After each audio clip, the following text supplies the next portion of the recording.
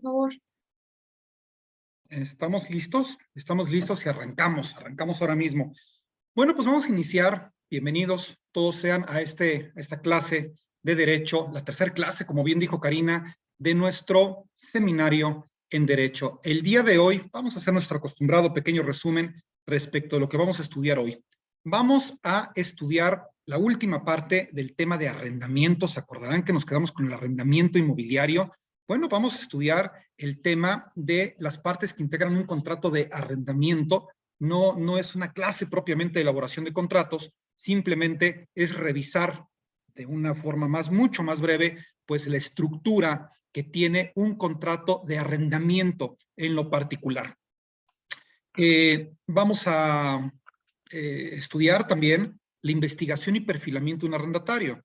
Nosotros como profesionales inmobiliarios, pues obviamente, sobre todo en las ciudades que están densamente pobladas, ponemos en renta una propiedad, proponemos, mejor dicho, en renta una propiedad, ¿y qué es lo que sucede? Pues resulta que hay 7, 8, 10 postores, todos quieren el departamento.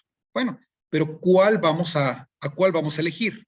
Bueno, para eso hay una técnica de investigación, una técnica de perfilamiento que algunos ya conocerán, otros a lo mejor no, sirve para un conocimiento nuevo, para reforzar conocimientos de cómo se tiene que investigar y cómo se tiene que perfilar ahí a un arrendatario. Vamos a continuar con un tema nuevo y vamos a estudiar algo de derecho civil. Las partes teóricas de este seminario son muy poquitas. De hecho, es una clase de 8. Las otras 7 clases son prácticas. Esta clase es un poquito teórica, no por ello menos importante, porque a final de cuentas nos sirve para que nosotros podamos entender la naturaleza jurídica de las otras figuras legales que sí son prácticas. ¿Qué es lo que vamos a ver en un poquito de teoría que también es interesante? Vamos a estudiar algunas figuras legales que se relacionan con el derecho inmobiliario, como qué es la posesión, qué es la propiedad, el usufructo, que ya lo vimos tangencialmente cuando vimos la primera clase, la compraventa de usufructo y nuda propiedad. Vamos a estudiar el uso y la habitación. Muchos dicen, es que el uso y la habitación es lo mismo, ¿no? Pues quien está habitando está usando y quien usa habita. Pero son definiciones jurídicas diferentes. También la posesión, pues poseer es simplemente el que detenta. Es un derecho. La posesión genera derechos. Y vamos a ver más adelante cómo se generan estos llamados derechos posesorios. Vamos a estudiar la definición de obligación. Vamos a estudiar diversas formas de transmisión de la propiedad. Ya vimos cómo se transmite la propiedad por contrato de compraventa, por contrato de arrendamiento, por contrato de donación, de permuta. Bueno, los contratos es un mecanismo legal para transmitir la propiedad, pero no son los únicos. También se puede transmitir a través de una herencia, también se puede transmitir a través de la prescripción positiva. Vamos a darle una estudiada al tema de la prescripción positiva que se relaciona obviamente con el derecho inmobiliario. En otros temas estudiaremos elementos de validez, elementos de existencia de los contratos. Los contratos pueden llegar a existir o no existir, dependiendo si cumplen de ciertos requisitos. Ahora, supongamos que existe el contrato en la vida jurídica y será válido. ¿Qué requisitos necesita para que sea válido? Esto lo vamos a estudiar justamente el día de hoy. Y bueno, entre otra serie de conocimientos que también estoy seguro van a ser de su interés. Pero vamos por el principio. Dice algo más que sí quería aclarar y lo voy a aclarar de una manera atenta y de una manera, como siempre, muy respetuosa. Les voy a pedir amablemente que las preguntas que se vayan elaborando, que con todo gusto voy a responder, sean preguntas que estén relacionadas con el tema que estamos viendo. Hubo algunas voces la última clase de algunas personas que incluso me lo hicieron llegar por WhatsApp a manera de sugerencia, a manera de por favor, que pues que diera la indicación y en atención a ellos, con gusto lo hago, que las preguntas que se hagan, pues sean preguntas, sí, adelante, pero que estén vinculadas con el tema que nosotros estamos estudiando, justamente, pues, uno, pues para no desvirtuar el tema, y dos, para aprovechar al máximo el tiempo que nosotros tenemos, toda vez que somos más de 100 estudiantes los que están escuchando la clase del día de hoy. Ahora sí, del arrendamiento de las fincas urbanas, dice el artículo 2448 para la Ciudad de México y equivalentes en todos los estados de la República. Las disposiciones contenidas en este capítulo son de orden público e interés social, por tanto son irrenunciables y en consecuencia cualquier estipulación en contrario se tendrán por no puestas. No voy a leer todo el texto del artículo 2448 porque es muy amplio, pero sí les quiero comentar que este artículo habla acerca de los derechos que tienen los arrendatarios. Anteriormente, me acuerdo que la legislación civil aquí en la ciudad decía que teníamos nosotros que mencionar todos los derechos de los arrendatarios y hacerlos constar en el contrato de arrendamiento. Y ahí estamos, mencionando todos los derechos completos en el contrato. Actualmente ya no es necesario. Ya los derechos se entienden preentendidos, se entienden predeterminados, independientemente si lo dice el contrato o no dice absolutamente nada. ¿Cuáles son los derechos de los arrendatarios? A muy grosso modo. Bueno, pues que el inmueble tiene que ser recibido por los arrendatarios con la debida higiene y con la debida seguridad, obviamente. Eso es un derecho, no es un favor que le hacen los arrendadores. Los inmuebles tienen que estar entregados con higiene y con un tema de higiene y con un tema de seguridad, que tiene que estar firmado por un año forzoso. Bueno, es otro derecho de los arrendatarios. Ya habíamos comentado. Y si queremos que sea 6, 7, 8 meses y de común acuerdo, háganlo. Adelante. Conozco la ley y a sabienda de ello, insisto, lo pueden llegar a hacer. El hecho, por ejemplo, de que la renta solamente puede ser aumentada anualmente, bueno, es otro derecho de los arrendatarios. En fin, existen varios derechos que ya yo sugiero, ustedes por su cuenta, con más calma, pueden estar revisando. Yo hago la mención de que existen derechos consignados en la legislación civil y que estos derechos, bueno, son de orden público, evidentemente, y no tienen que estar manifestados en el contrato para que sean vigentes. Esa parte me parece que es importante señalar. Dice a continuación, partes que integran en la misma diapositiva, partes que integran un contrato de arrendamiento. Bueno, insisto, no es una instrucción de elaboración de contratos, para eso tenemos otras materias, pero sí es bueno que nosotros señalemos de manera específica cuáles son los elementos de un contrato de arrendamiento y de una forma breve, por cierto. Proemio, bueno, pues el proemio me parece que es un elemento que todos los contratos deben de tener. El proemio, pues viene siendo esa presentación, vamos a llamarla así, que tienen todos los contratos. El proemio incluye el título del contrato, como dije hoy en la mañana incluso en una clase que yo tuve, el que lo diga, que lo manifieste, que lo exprese. Si es contrato de arrendamiento, pues que diga contrato de arrendamiento. Si es contrato de subarrendamiento, pues que diga que es contrato de subarrendamiento. No se preentiende. Ojo, si no le ponen ustedes contrato de qué va a ser, es posible que en el proceso judicial, porque conozco ambas partes, la parte inmobiliaria, después el proceso del juicio, en el proceso judicial se los puedan objetar. Entonces, para evitar esas situaciones, que lo diga. Nombres completos de las partes sin abreviaturas. Si le van a poner el nombre de las personas, por favor, si es María Teresa, es María Teresa, no es M.A. Teresa. Tiene que ser como está en su acta de nacimiento. Unas personas me dicen, ¿cómo está la credencial para votar? No, como está en el acta de nacimiento, porque es como jurídicamente esa persona se llama. María Teresa, con todas las letras. Así también como la calidad con que las personas están compareciendo a firmar el contrato. ¿Quién es el arrendador? ¿Quién es el arrendatario? Y serán nombrados como el arrendador, el arrendatario, el fiador, etcétera. Es importante que nosotros lo señalemos de esa manera. En cuanto a las declaraciones, bueno, todos los contratos tienen declaraciones necesariamente. Se tiene que declarar, se declara la capacidad legal de contratar. Si la persona tiene capacidad legal para hacerlo, pues por supuesto que se tiene que declarar.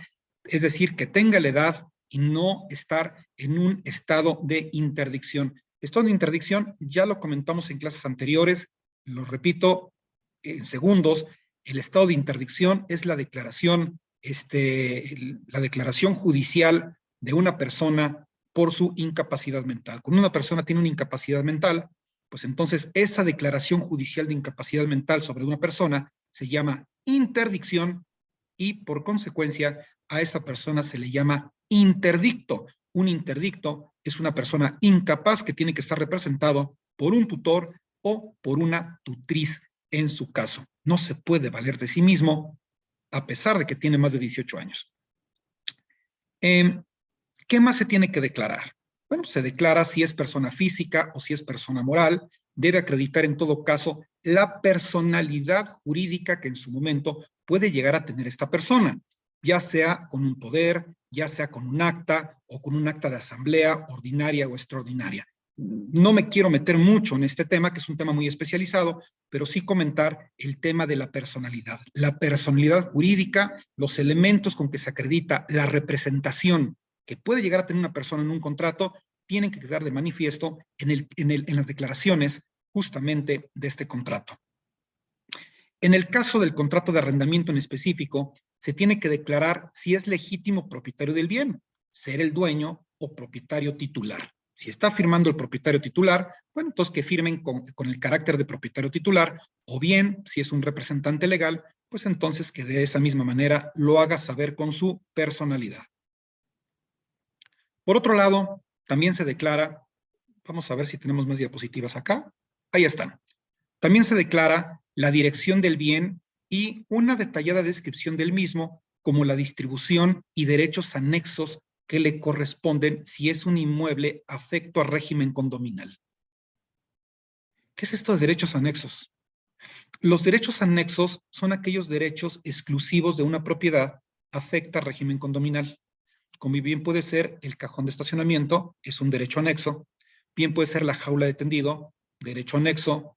La bodega que tienen allá abajo en el estacionamiento, los edificios modernones, ese derecho anexo. Cuarto de servicio, los más antiguitos, derecho anexo. Todos aquellos bienes de uso exclusivo o de apropiación exclusiva del inmueble, aunque no estén dentro del inmueble, es a lo que nosotros conocemos como derecho anexo. Bueno, pues se trata justamente que en las declaraciones también quede de manifiesta la dirección detallada del inmueble, la descripción del inmueble, la distribución que tiene, sala, comedor, 2 baños, una cocina, obviamente, y derechos anexos que en su momento le puedan corresponder. Siguiente, declara su domicilio particular. Todos tenemos un domicilio particular y un domicilio fiscal. Bueno, el domicilio particular es el domicilio donde nosotros vivimos, pernoctamos, y es justamente el domicilio que nosotros en su momento tenemos que manifestar en las declaraciones. Por último, declarar, contratar de buena fe. Declarar de buena fe, bueno, la buena fe, como decía yo en la mañana, la buena fe se presupone. La buena fe se preentiende en términos civiles como se preentiende la presunción de inocencia en términos penales. Bueno, pues entonces, si nosotros tenemos que firmar un contrato, siempre vamos nosotros a manifestar que se está firmando dicho documento de buena fe. Todo lo que nosotros hacemos, lo hacemos inicialmente de buena fe, a reserva que se nos pruebe lo contrario en un procedimiento judicial.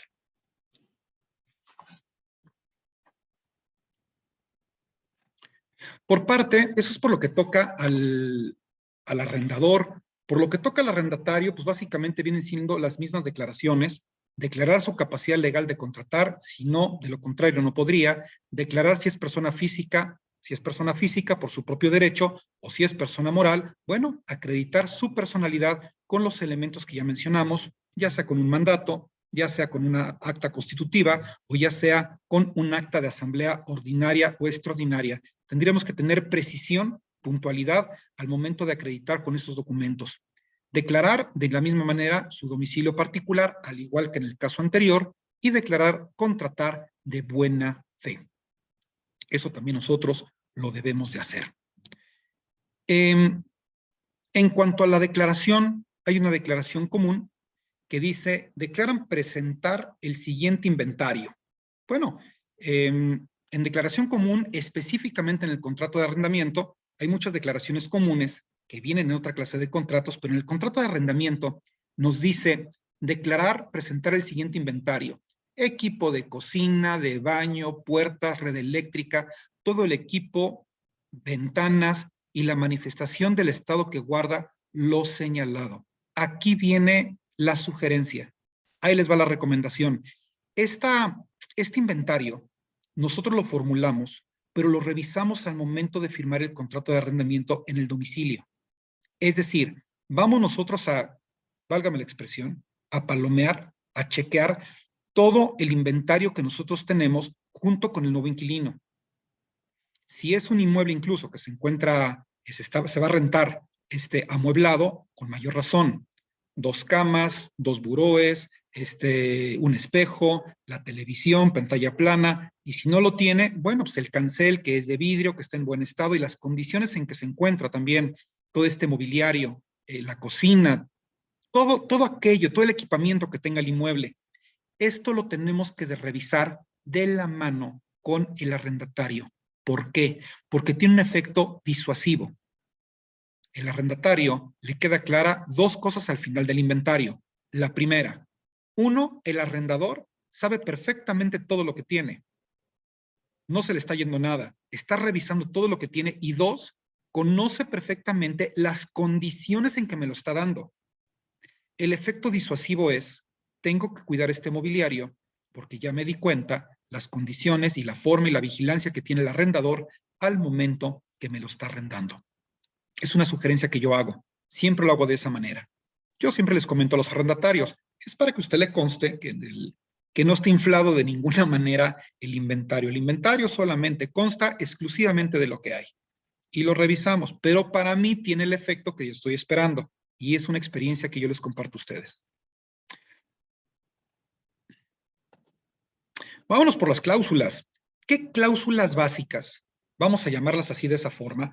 ¿Qué cláusulas básicas, qué cláusulas vamos a llamarlas elementales debe tener todo contrato de arrendamiento? Bueno, 1, la duración. Bueno, por supuesto, ¿de cuánto dijimos? 1 año, forzoso. ¿Por qué? Porque la ley así lo dice, bajo las salvedades que en su momento ya comenté, ya no repito, para ahorrar tiempo. 2, el monto a pagar. Por supuesto, segunda cláusula, esta la tenemos muy reconocida todos nosotros, esta de el monto a pagar, pero ahí viene la lección. En modo, lugar, forma, ¿de qué manera me vas a pagar? Los contratos de arrendamiento he visto que dicen, me vas a pagar 6,500 pesos mensuales al arrendador. Los primeros 5 días de cada mes, dicen por ahí. Ajá, ¿y va a ser en transferencia bancaria? ¿O va a ser con qué clave bancaria? ¿Y de qué banco a qué banco? ¿Va a ser en efectivo? Bueno, podría ser en efectivo y a decisión mía como arrendador también en transferencia.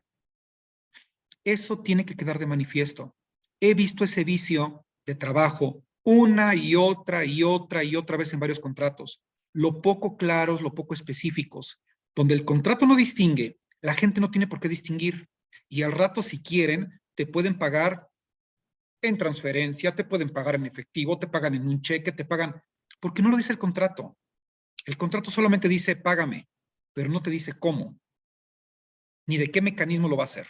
Entonces, mi sugerencia también por experiencia es, sean muy específicos con el tema del pago. Yo en mis contratos le pongo en qué banco podría ser, con qué transferencia, de transferencia o en efectivo, etcétera. Trato de ser un poquito más específico ahí. 3, obligar los pagos puntuales y completos en el lugar donde habrá de hacerlo. Bueno, es de lo que estamos hablando justamente. 4, garantía de depósito, su función y retención en caso necesario. ¿Para qué sirve el depósito? El depósito básicamente sirve para 2 cosas. 1, es una garantía para que en caso de que existan algunos servicios no pagados, justamente el depósito sirve para poder cubrir esos gastos de servicios no pagados. Y 2, si me debes renta. Si me debes renta, pues también, si tienes algún adeudo, de ahí yo lo podría obtener. Ah, y algo más, perdón, por supuesto, si hay algunos daños en la propiedad, si tenemos daños en la propiedad, algunos deterioros, pues también entraría dentro del depósito. Ojo, aquí vienen los puntos finos. La clase del día de hoy no es únicamente las cláusulas que todas las hemos visto en un contrato, sino precisar puntos finos en cada una de las cláusulas. Ese es el mensaje, en pocas palabras, de la clase del día de hoy. Sí, sabemos que necesariamente estamos nosotros con la obligación de garantizar con depósito, pero la pregunta es, ¿qué ampara exactamente el depósito? Nosotros no podemos cobrar el depósito si son daños pequeños. Si son esos daños pequeños que nacen del uso y disfrute de la propiedad, pues no se los podemos cobrar como daños propiamente y no le tenemos que descontar el depósito.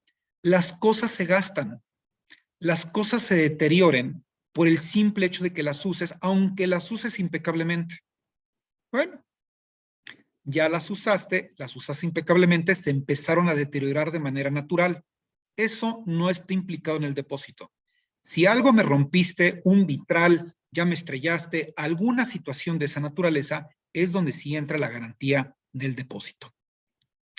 Muchas personas vienen y me dicen, oiga, abogado, pero fíjese que la garantía del depósito, mejor la vamos a utilizar como un mes de renta.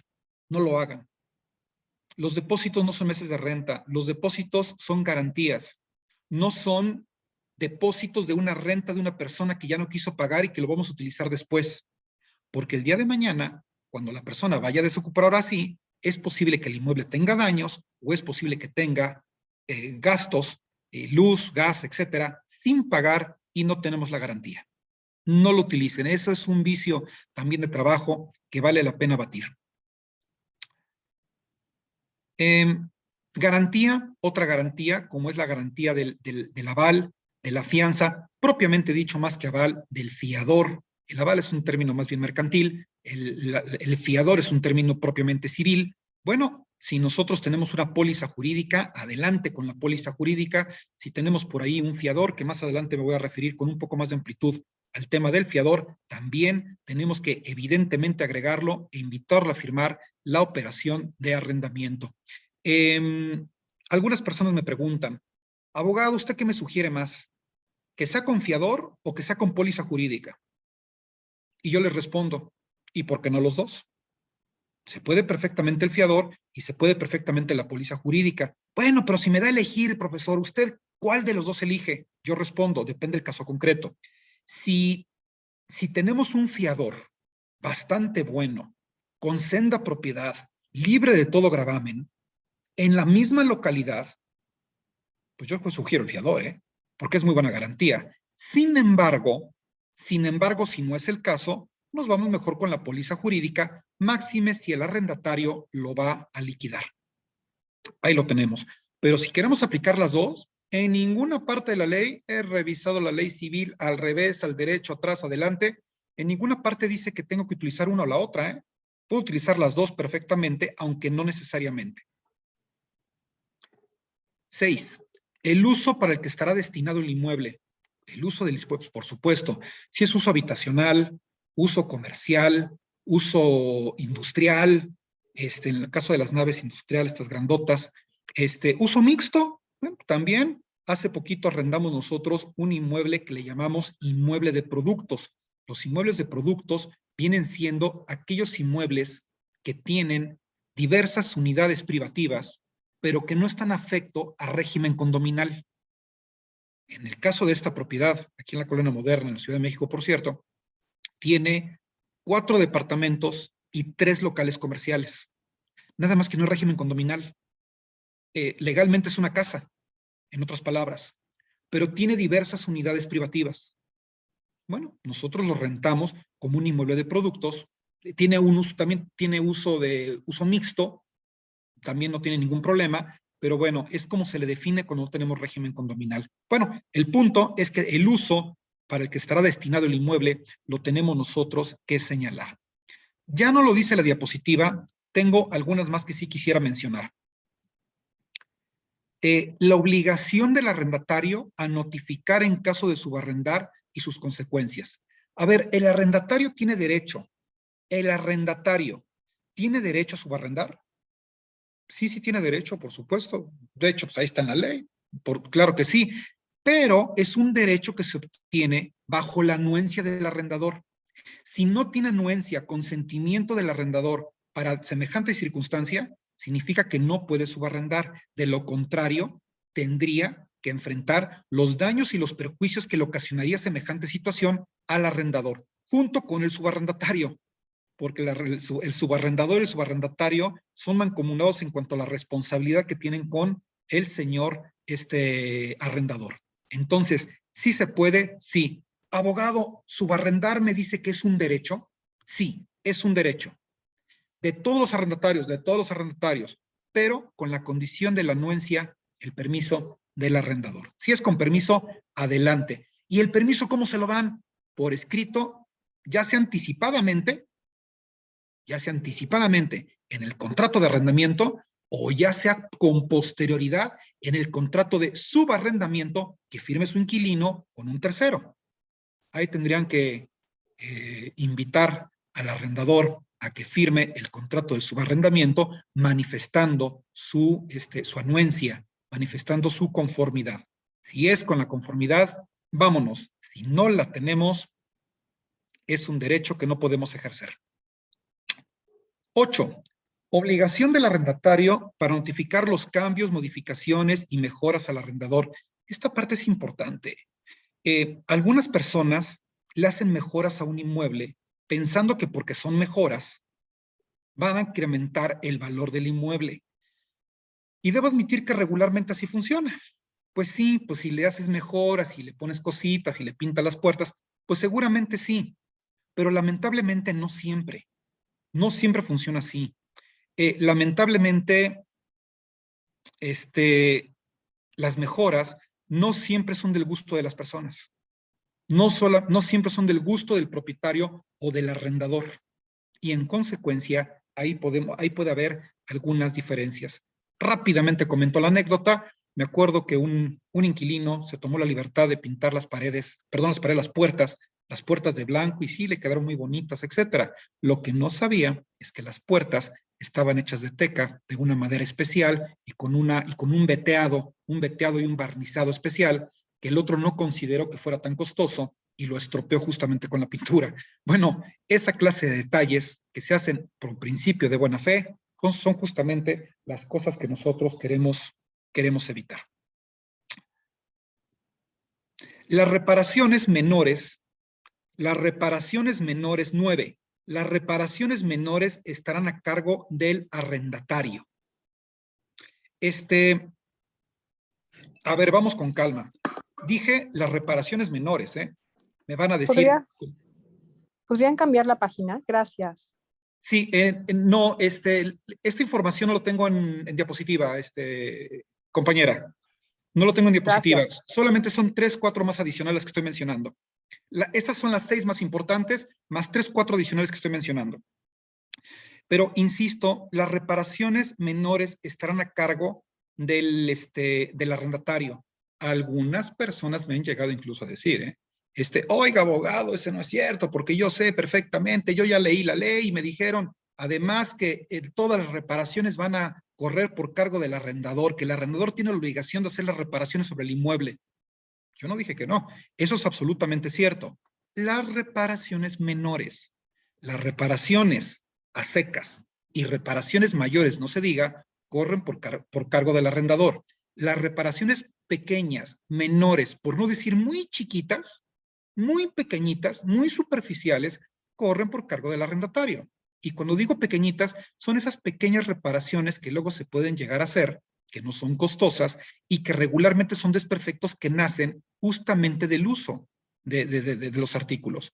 Que si la llavecita del baño ya se barrió un poquito, bueno, creo que se le cambia un tornillo o se le cambia el pivotito, cuesta 50 pesos. Esa clase de cosas bien puede perfectamente, por razones de rapidez, de eficiencia, las puede pagar el arrendatario. Cualquier otra cosa mayor, cámbiame el boiler, ahí sí definitivamente va el arrendador. Por último, para terminar, estas 4 adicionales que estoy comentando, la prohibición de cohabitar con mascotas. Ahí vamos con calma. ¿Existe una prohibición legal de cohabitar con mascotas? Sí, pero no siempre. Hay gente que le gustan las mascotas, hay gente que no le gustan las mascotas. A mí en lo particular, pues a mí sí me gustan las mascotas. Ahorita vivimos con un gatito, pero El artículo 21, en su fracción 9, de la Ley de Propiedad en Condominio para la Ciudad de México, nos da luz en ese sentido. La pregunta expresa, ¿se puede llegar a habitar con mascotas en un inmueble afecto a régimen condominal? La respuesta es por supuesto que sí. Yo mismo lo hago. O sea, claro que sí, sí lo puedo hacer, tengo el derecho de hacerlo. Pero la ley también estima de qué forma. Siempre y cuando la mascota, uno, no represente ningún riesgo sanitario, ningún riesgo de salud, en pocas palabras, para todos los vecinos, no represente una molestia para los vecinos, si es un perro grandote que esté ladre, ladre y ladre todo el día, si no lo representa una molestia o una molestia exagerada para los vecinos, o bien que no represente una amenaza a la integridad física de las personas. Si la mascota no es ninguna amenaza a la integridad de nadie, no representa ningún riesgo sanitario tampoco, ni viene siendo una molestia para los vecinos, tenemos una mascota, pero somos dueños responsables de ellas, son quietecitos, son cautos, son pequeñitas las mascotas, tenemos el completo derecho de vivir, de cohabitar en nuestros domicilios con ellas, siempre y cuando no perturbamos la tranquilidad y la seguridad de los vecinos, a la cual también tienen derecho. Bueno, en fin, eso también lo podemos poner. Yo como arrendador, ¿tengo la disyuntiva de decir adelante con mascotas o no? Claro. ¿Por qué? Pues que es mi propiedad. ¿Y eso qué? Pues porque tengo el derecho de dominio sobre la misma. Es el derecho de dominio sobre mi propiedad y yo sabré, pues, si lo acepto o no lo acepto. Humilde opinión, yo no voy a interferir en la opinión de nadie, humilde opinión, yo lo he permitido, cuando he rentado propiedades, claro que lo permito, siempre pregunto qué clase de mascota es, obviamente, y si es una mascota, pues que tengamos una mínima seguridad, que no va a interferir con la paz, con la tranquilidad de los vecinos, yo no le veo ningún inconveniente por cual pues tengan que no cohabitar. Vámonos con las cláusulas comunes, y antes de ir con las cláusulas comunes, vámonos con las preguntas que ya se empiezan a acumular. Muy bien, ahí tenemos una pregunta de Paula. Paula, muy buenas tardes, empezamos contigo, adelante. Gracias. Una pregunta, si yo no soy la arrendadora, pero bueno, la arrendadora llegó al lado de mi casa, al lado de mi departamento, y tiene un perro, y ladra, ladra, ladra, ladra. Yo como vecina, ¿puedo demandar o cómo puedo hacer para que esa persona, o qué pasaría si el perro, o sea, es muy irritador, ¿no? O sea, que realmente me lastima, pues también en mi trabajo, si estamos en home office y me afecta, ¿no? ¿Qué se puede hacer?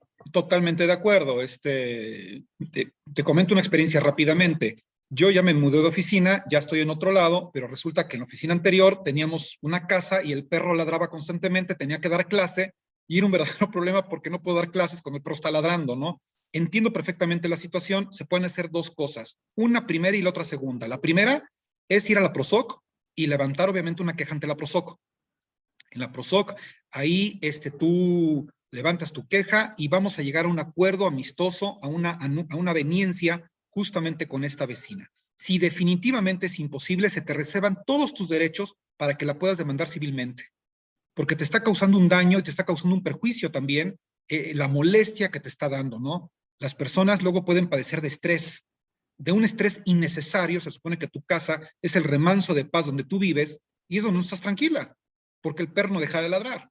Bueno, entonces, desde irte a la PROSOC, desde mi particular punto de vista, o bien irte a las instancias legales, al tribunal, para tú poderte quejar. También la puedes demandar por el daño que le está causando a la mascota.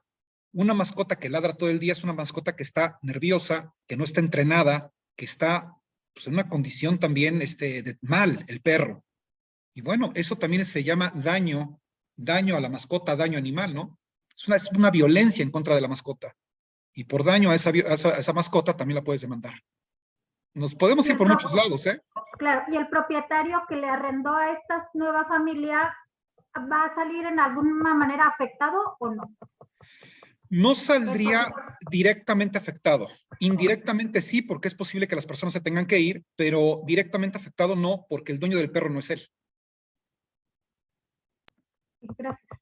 Claro que sí. Vámonos con las preguntas rápidamente. Voy a tratar, son muchas preguntas, con todo gusto las respondo, pero voy a tratar de responder de una forma más rapidita, más rápida. En el tema de mascotas, habrá que considerar el deterioro del inmueble. Me pregunta Octavio. Octavio, muy buenas tardes. Bueno, sí, claro, si las mascotas deterioraron adicionalmente o innecesariamente el inmueble, claro que sí, habrá que considerarlas porque a final de cuentas las mascotas, ojo, también llegan a deteriorar los inmuebles. Yo por eso, cuando arrendo una propiedad, bueno, cuando estoy intermediando la operación, siempre pregunto, ¿qué clase de mascota? ¿Qué características tiene? No, pues, con todo respeto, no quiero estigmatizar, pero si es un pitbull furioso y me lo presentan con bozal, pues a mí ya me intimidó desde el principio y obviamente un animal de esa naturaleza pues no puede vivir entre nosotros, ¿no?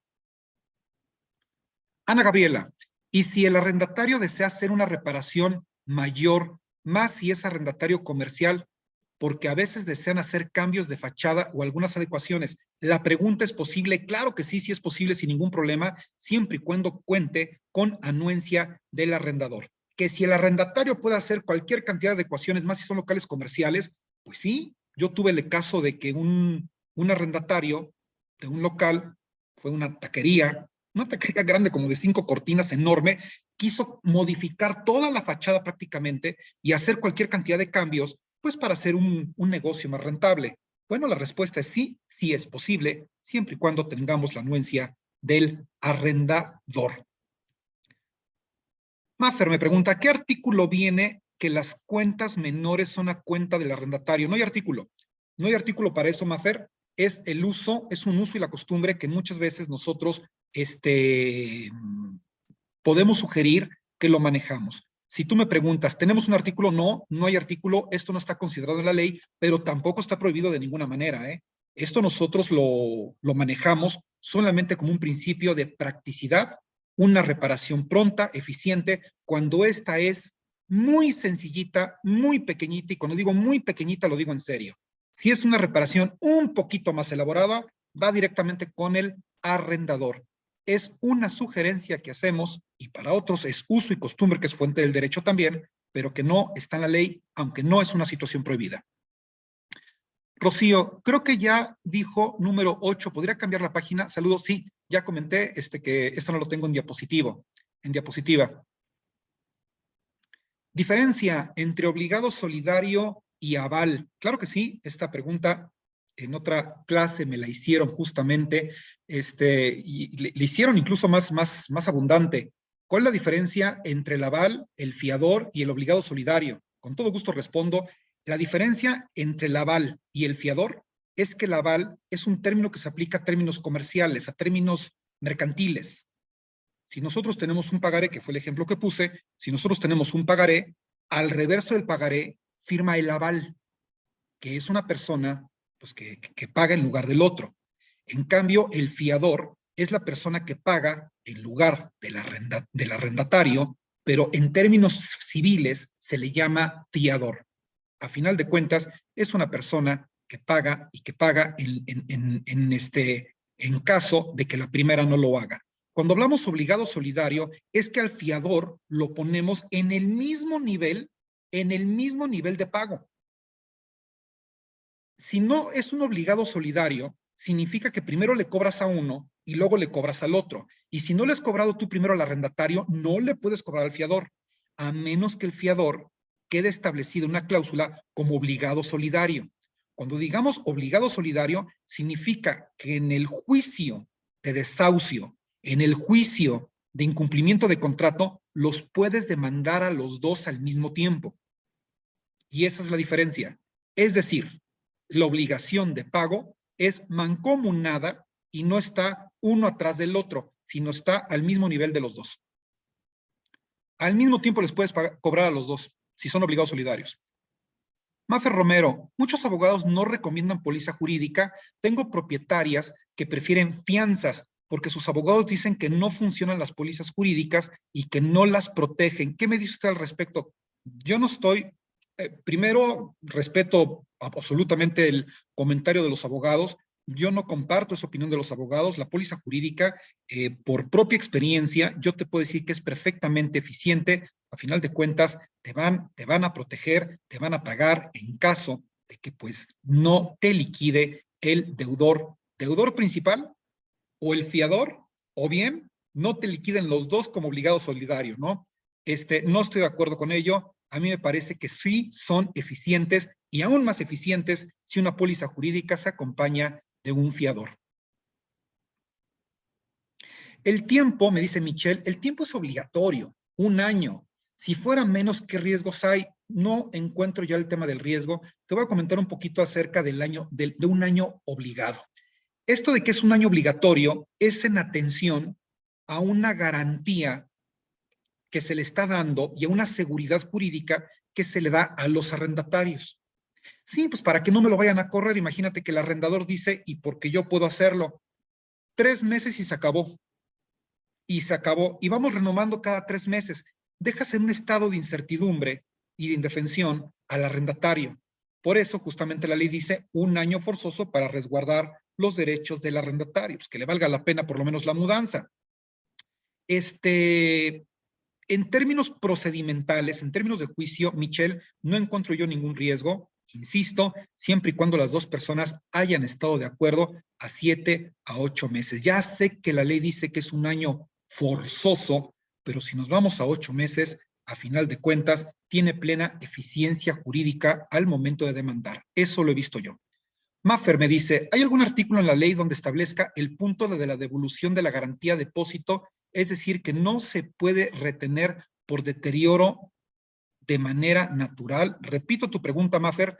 ¿Hay algún artículo en la ley donde establezca el punto de la devolución de la garantía? Sí. Es decir, que no se puede retener por deterioro de manera natural, no.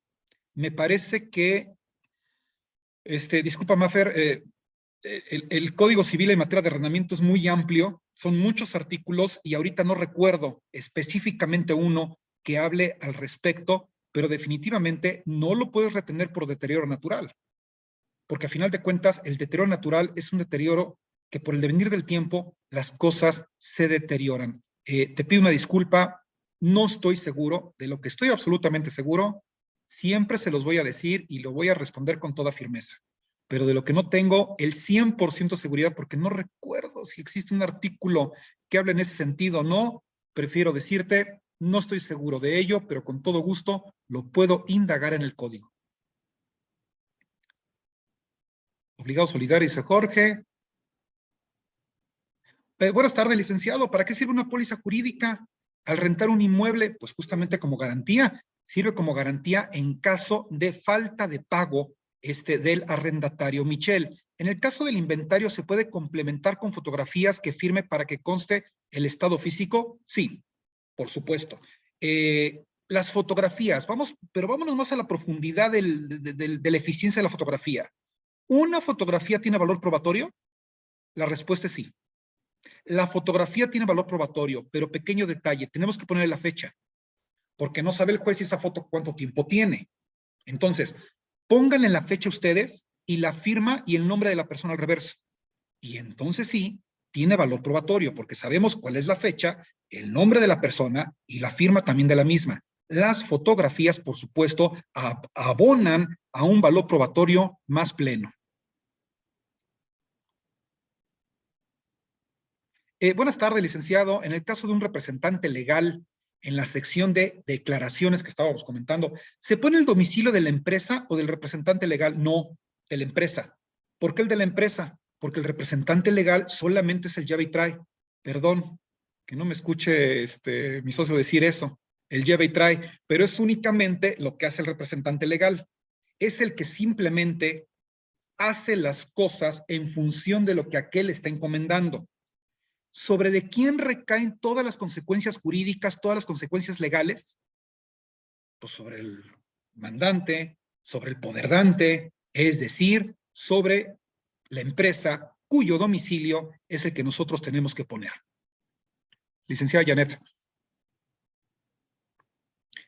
Javier me pregunta, si declara como persona física o moral, ¿cuál es la diferencia? ¿Hay alguna diferencia legal o tributaria? Sí. Sí, claro que sí. Hay que recordar que existe un régimen fiscal para personas físicas y otro régimen fiscal para personas morales. Las personas morales tributan bajo su propio régimen fiscal. Compañeros, sí. Puede ver las diapositivas. ¿Todo bien? Perfecto. Vámonos ya. Ya se están acumulando más preguntas, ¿eh? Algunas preguntas ya no las voy a contestar ahorita. En el siguiente bloque de preguntas y respuestas, con todo gusto, sigo respondiendo más preguntas. ¿Se tiene que dar de alta en el SAT para rentar una propiedad? Claro que sí, al rentar una propiedad hay que pagar impuesto sobre la renta, por supuesto. Cuando se firman pagarés, ¿es necesario relacionarlos con el contrato de arrendamiento? Sí. Estrictamente, Erika, buena pregunta. ¿Estrictamente necesario relacionarlo con el contrato de arrendamiento? No. ¿Por qué? Porque los pagarés, es decir, los títulos de crédito, son autónomos. Es decir, están desvinculados con la relación contractual que le dieron origen. Son autónomos. Es simplemente debo y pagaré. Si yo pongo debo y pagaré tal cantidad por 5 millones que nunca podría pagar, bueno, pues que evidentemente es completamente autónomo el pagaré. Sin embargo, mi recomendación es que, por supuesto, los vinculemos. Dice, no, Erika, el pagaré es independiente. Ándale, ya nadie ya le está respondiendo acá lo que yo le dije. No, Erika, el pagaré es independiente y se ejerce su fuerza legal de manera independiente. Nadia, absolutamente de acuerdo contigo. Como yo te dije, estoy de acuerdo contigo, Nadia, se puede hacer de esa manera. De hecho, es independiente y es más, abundo más en la respuesta. El contrato, tú lo puedes demandar en la vía civil. El pagaré, en la vía de arrendamiento inmobiliario. El pagaré lo tienes que demandar en vía mercantil o en vía civil a través de la acción cambiaria directa, es decir, en un juicio ejecutivo mercantil. Son dos vías diferentes completamente de proceso judicial. Aunque insisto en mi respuesta, sugiero yo, no necesariamente, pero sugiero que los vinculemos de cualquier manera para darle claridad, certezas justamente a la operación. Erika me pregunta, ¿qué tan cierto es que las autoridades judiciales no apoyan a una demanda si el arrendador no está dado de alta en el SAT? No, claro que no. Una cosa es que no cumples con tus obligaciones fiscales y otra cosa es que no te estén pagando tu renta. Tú tienes el derecho de que se te pague la renta, pero también tienes la obligación de pagar con tus contribuciones fiscales. Lo que sí puede llegar a suceder es que, pues obviamente, se vincule esta situación con tu situación fiscal y en todo caso tendrías que empezar a pagar la renta. Sí se te complica, no de manera directa, pero sí de manera indirecta, porque te estarán obligando en ese momento. Nosotros, última pregunta, Bernadette Peña me pregunta, ¿nosotros como administradores podemos facturar la renta de las propiedades? Quien tiene que facturar es el propietario, quien tiene que facturar es la persona que está arrendando, el arrendador, quien tiene el beneficio económico, quien tiene la ganancia gravable, la utilidad fiscal, es la persona que legalmente tendría que estar facturando. A menos que cuentes con a menos que te pongas de acuerdo con el arrendador, cosa que yo no sugiero. Es obligación fiscal de él. Vámonos ya al final. Vámonos al final ya con el tema de las cláusulas comunes, que dice así. Para la interpretación y cumplimiento del presente contrato, este se rige por las disposiciones contenidas en el Código Civil para el Distrito Federal y demás leyes relativas y aplicables, pues evidentemente en su caso. Esta cláusula se llama cláusula compromisoria. La cláusula compromisoria es la cláusula que compromete que para la interpretación y cumplimiento, pues se rige por las disposiciones contenidas en esta ley. Muchos me la desdeñan, muchos me le dicen, es la de colofón. Ah, es que es la de la final. Es muy importante. ¿Dónde voy a demandar? ¿Dónde te voy a demandar a ti? Pues tengo que saber dónde y cuál es el contexto legal al cual ambos nos vamos a acoger. Ese es justamente el tema. Regularmente viene siendo la plaza donde está la propiedad, ¿no? Regularmente así funciona. Obviamente, firmas incluidas los nombres, consentimientos y firma por triplicado por seguridad jurídica de todos. Vámonos al tema de la investigación y perfilamiento, ya para terminar el tema del arrendamiento inmobiliario y continuar con otros temas como las figuras legales relacionadas con el derecho inmobiliario. Vámonos con la investigación y perfilamiento de un arrendatario. ¿Qué sucede cuando nosotros queremos rentar una propiedad y nosotros queremos saber cuál es el arrendatario idóneo? La idea no es desplazar a nadie, ni limitar los derechos a nadie, pero también tenemos que velar por los derechos de nuestro arrendador. Entonces, ¿a quién nosotros vamos a señalar? Bueno, uno, tenemos que hacer caso a la solvencia. Vamos por lo más básico. Tenemos que hacer caso a la solvencia, es decir, con comprobantes de ingreso. ¿Comprobantes de ingreso cuáles? Pues comprobantes de trabajo que tengas, tus pagos de nómina, por ejemplo. Declaraciones fiscales. Bueno, tus declaraciones fiscales también te pueden llegar a servir. Algunas personas, pues no trabajamos por una empresa, algunas personas como yo, bueno, trabajamos por nuestra propia cuenta y no tenemos un recibo como tal de nómina, pero sí tenemos nuestras declaraciones fiscales. Entonces yo presento mis declaraciones fiscales mensuales, mi declaración fiscal anual, y pues ahí se evidencia cuáles son los ingresos que yo he acumulado a lo largo de un año, ¿no? Entonces ahí yo estoy comprobando si soy solvente o no soy solvente. Estados de cuenta bancarios. Estados de cuenta bancarios no los reciban. Estados de cuenta bancario ni los tomen en cuenta. El estado de cuenta bancario lo dice ahí solamente como un valor referencial. Eso solamente significa que es perfectamente falsificable, simulable una condición económica que no existe. 100,000 pesos tiene en la cuenta del caballero y le saca 30, 40,000 pesos y esos 30, 40,000 pesos se los vuelve a reingresar a la cuenta bancaria y es una simulación como si que el señor gasta dinero y gana dinero y son los mismos 100,000 pesos. Sin contar que ahorita tiene ese dinero y el día de mañana, ¡pum!, se esfuman y se hacen polvo y quién sabe dónde quedó ese dinero. Entonces, estados de cuenta no les recomiendo que los consideren, pero sí les recomiendo que busquen en el buró de crédito. Hay un buró de crédito en el cual ustedes se pueden inscribir para que ustedes tengan el servicio. Me parece que el buró de crédito te hace 1 o 2 consultas, me parece, gratuitas, sin ningún compromiso, pero ya si quieres continuar haciendo consultas, pues es necesario inscribirse al buró de crédito, pagar la membresía, esto con la intención de que tengamos una información fluida al respecto. Se los recomiendo ampliamente. Para estos temas, yo siempre he dicho, hay que invertirle a la información. La información es poder. Por ejemplo, nosotros como abogados tenemos un portal que se llama Búho Legal. Y en Búho Legal yo tengo acceso a verificar todos los acuerdos y toda la información de todos los juicios que voy teniendo, e incluso los que no tenga. Bueno, tengo que pagar mi membresía. Encantado de la vida de pagarlo. Desde la oficina puedo checar si salen acuerdos, no salen acuerdos, de los asuntos que vamos teniendo, de lo que recepcionamos. El buró de crédito también, tenemos acceso al buró de crédito, qué personas han pagado, quién no, etcétera. Bueno, esas membresías, importantes siempre tenerlas de nuestro lado, porque tenemos al alcance del internet, tenemos esa información que es valiosa. Bueno, buró de crédito, tenemos que buscarlos a ver cómo andamos en si es una persona solvente o no lo es. Una cosa es que sea solvente y otra cosa es que sea buen pagador. Ser solvente no significa necesariamente ser buen pagador. Debe tener las dos, que sea solvente y que también tenga la conducta sana de pagar.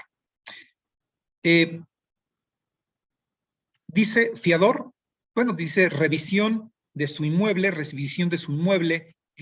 mismo que se sugiere esté ubicado en la Ciudad de México y su escritura pública, investigación en el registro público de la propiedad, en la constancia de folio, identificación oficial vigente y que esté libre de todo gravamen, por favor. Siempre es bueno investigar, por lo menos con la constancia de folio, la propiedad del fiador. Un tip que les voy a dar, por experiencia. Todas las propiedades de los fiadores tienen que estar en la misma localidad donde ustedes se encuentran. No acepten fiadores de otros estados de la República. ¿Por qué? Porque el pobre abogado, y no es porque yo sea abogado, pero el pobre abogado se va a tener que ir a otros estados de la República a litigar el asunto. Y eso es contraproducente para el arrendador, porque se gasta mucho tiempo y se gasta mucho dinero de manera innecesaria. No lo hagan. Siempre es bueno pedir un fiador. Yo tengo una formita completita donde tengo todos los datos y requisitos que le pido a los arrendatarios y ahí dice fiador dentro de de un inmueble libre de todo gravamen dentro de la Ciudad de México. Si es así, en caso de incumplimiento, lo puedo demandar de una forma mucho más fácil. De lo contrario, vámonos ahora sí que la hermana república del estado de Morelos a tratar de demandar, cosa que no recomiendo. Prenda. Bueno, en caso de la prenda, bienes muebles valiosos siempre y cuando se pueda acreditar la propiedad de los mismos. A ver, la prenda también nos sirve como garantía. Sí, también. ¿Es atípica? Sí, es atípica. ¿Es promedio que lo hagamos? No, poquito, pero se puede, sí se puede. Si yo te puedo pedir algo en prenda, ya hace años me acuerdo que una persona arrendó una propiedad, pero dijo, es que verdaderamente no tengo un aval, o sea, no tengo un fiador, perdón, no tengo fiador y no tengo fiador y le pedimos una póliza jurídica, pero pues nada más. Entonces, a mí se me ocurrió, le dije, oye, pero podríamos tener el uso de la prenda, si tú me lo permites, es una opción. Y me dijo, ah, perfecto, tengo unos cuadros muy buenos, algunos cuadros de Cuevas y de algunos otros autores. Mandamos evaluar, obviamente, la colección de cuadros y fue dada en prenda. Bueno, esto no es común, pero les comento que sí es posible. Yo mismo lo hice y funcionó perfectamente como garantía. La prenda, bueno, estaba evaluada en poco más de 100,000 pesos, ¿no? 150,000, 140,000 pesos habrá sido. Bueno, tenemos una garantía justamente ahí que sí nos puede llegar a respaldar. Importantísimo, se aceptan una prenda, quien quede como depositario tiene que cuidar las cosas como si fueran suyas, ya que cualquier deterioro sobre las mismas, él tendría la absoluta responsabilidad legal al respecto. Es el único detalle de la prenda. Tienes que cuidar celosamente lo que te están dejando. En cuanto a otros elementos, ya para terminar y cerramos con este tema, en cuanto a los elementos subjetivos, bueno, siempre es bueno que nosotros le pidamos, y es lo que yo hago, también se los comento a ustedes, le pregunto, ¿dónde estuvo rentando antes? ¿Y usted rentaba antes? ¿O viene de dónde? ¿De la casa de algún familiar? Dijo, no, yo vengo de rentar de otra propiedad. Perfecto. ¿Tendrá el número telefónico de la dirección de la persona que le estaba rentando? Ah, sí, lo necesita. Es parte de una pequeña investigación que nosotros hacemos y lo hacemos de manera rutinaria únicamente. Perfecto, no, abogado, está bien, mire, ese es el teléfono, esta es la dirección, lo puede visitar cuando usted quiera. Te agradezco mucho y esos son los requisitos y todo el rollo, ¿no? Yo me conduzco con mucha docilidad con ellos, te dan toda la información sin ningún problema. Vamos a otro tema. Y vámonos con los aspectos legales inmobiliarios, no sin antes responder las últimas preguntas que ya se han estado acumulando. De Nancy Ortiz, para empezar. Si un inquilino no se quiere salir, ya se le venció el contrato y no tiene ocupado el local, pero ahí tiene sus cosas, ¿qué se puede hacer? Demandar la desocupación, Nancy. O sea, si la persona ya se fue, pero resulta que no ha desocupado, es que sigue ocupando. Una cosa es la ocupación física y otra cosa es la ocupación legal. Y aquí la que me ocupa a mí es la ocupación legal. Y si es una ocupación legal, sigue ocupándolo. Entonces significa que yo no me puedo violar los candados, abrir la puerta, sacar sus cosas porque ya no está. No, tengo que hacerlo de manera judicial. No te vayas a meter, Nancy, en yo violo los candados y saco sus cosas, porque entonces nos metemos en un problema mayor. ¿La factura de un carro puede ser garantía? Lick, A tus órdenes. ¿no se le puede poner una cláusula de que autorizan a entrar? Pero ¿en qué caso exactamente? Nada más así una cláusula si hay arrendamiento que se puede entrar. Sí, sí, pero siempre y cuando esté la persona presente. Si la persona no está presente y el lugar está desocupado, no podríamos ponerla, no podemos ponerla. Si la persona está presente, me permiten entrar adelante, incluso para revisar la condición del inmueble. Sí, sí es factible. Pero si la persona no está presente, significa que lo sigue ocupando, y si lo dice el contrato, de cualquier manera no me late. Nunca me lo habían preguntado así, pero no, yo mejor tiro la puerta, rompo candados, pero con el actuario, y me quito de problemas. Licenciado, aunque ya se haya vencido el contrato. Ajá. Sí, claro. Aunque ¿No se haya puede vencido entrar, aunque ya se haya vencido el contrato? No, aunque se haya vencido, te voy a decir por qué. Porque en ese sentido hay un efecto legal que se llama tácita reconducción. Y la tácita reconducción es que hasta que no firmemos nosotros el convenio de desocupación de inmueble, tú no te puedes meter. La tácita reconducción es cuando está prosperando las mismas condiciones que nosotros tendríamos en el arrendamiento, aunque no hemos firmado un nuevo contrato de arrendamiento. Podría parecer una medida sencilla, Ya no estamos bajo el yugo del contrato de arrendamiento, la persona ya se fue, puedo abrir y se acabó. Claro, hay casos excepcionales, si ya pasaron años y la cosa pues ahí quedó, bueno, pues hasta yo mismo estimo que probablemente, pero si simplemente la persona no ha desocupado, sigue en ocupación, hay un elemento importantísimo, ¿me sigue pagando la renta? Si no me sigue pagando la renta va a ser más fácil, pero insisto de nueva cuenta, es necesario gestionarlo de manera judicial, porque de lo contrario, esta persona lo podría revertir. Me podría demandar, me podría contrademandar otra vez por robo o por cualquier cantidad de cosas. Tú abriste la puerta y estaban las joyas de la reina Isabel II ahí metidas. Entonces, esa clase de situaciones son justamente las que queremos evitar. Y si lo están ocupando y no te pagan, se pone una demanda tanto del pago como la desocupación. Ambas. Se tiene que pagar, es una demanda, uno por un lado, por el incumplimiento de contrato, la activación de las cláusulas penales, el pago de rentas, y finalmente la desocupación del inmueble. Pero si hago mucho hincapié en eso, es bien peligroso abrir una propiedad, aunque ya no me paguen la renta, aunque ya se desocupó, pero que el asunto haya quedado cerrado, es peligroso porque no me ha tocado a mí, pero después comentan que había ciertos X o Y valores que a lo mejor no existían, pero que después viene un problema legal probable que se puede llegar a dar y probablemente no. Pero en ese sentido yo no corro el riesgo. Dice, ¿la factura de un carro puede ser garantía? No. No, la factura de un carro no es de ninguna garantía. El carro sí. El carro sí es garantía en el marco de un contrato de depósito, un contrato de prenda, sí es perfectamente una garantía. La factura no. Muchas personas me han dicho, oiga, abogado, fíjese que necesito un crédito o quiero que me presten una lana, pero fíjese que voy a entregar las escrituras de la casa. Eso de nada sirve. Y la factura tampoco de nada sirve. ¿Por qué? Porque esa persona puede ir a la gente, ahí va el abogado que piensa mal. Va a la gente del Ministerio Público, denuncia que se le perdió la factura, va con la notaría, saca una información testimonial de pérdida de factura y después al rato vende la unidad, porque el vehículo lo tiene él. Una pregunta.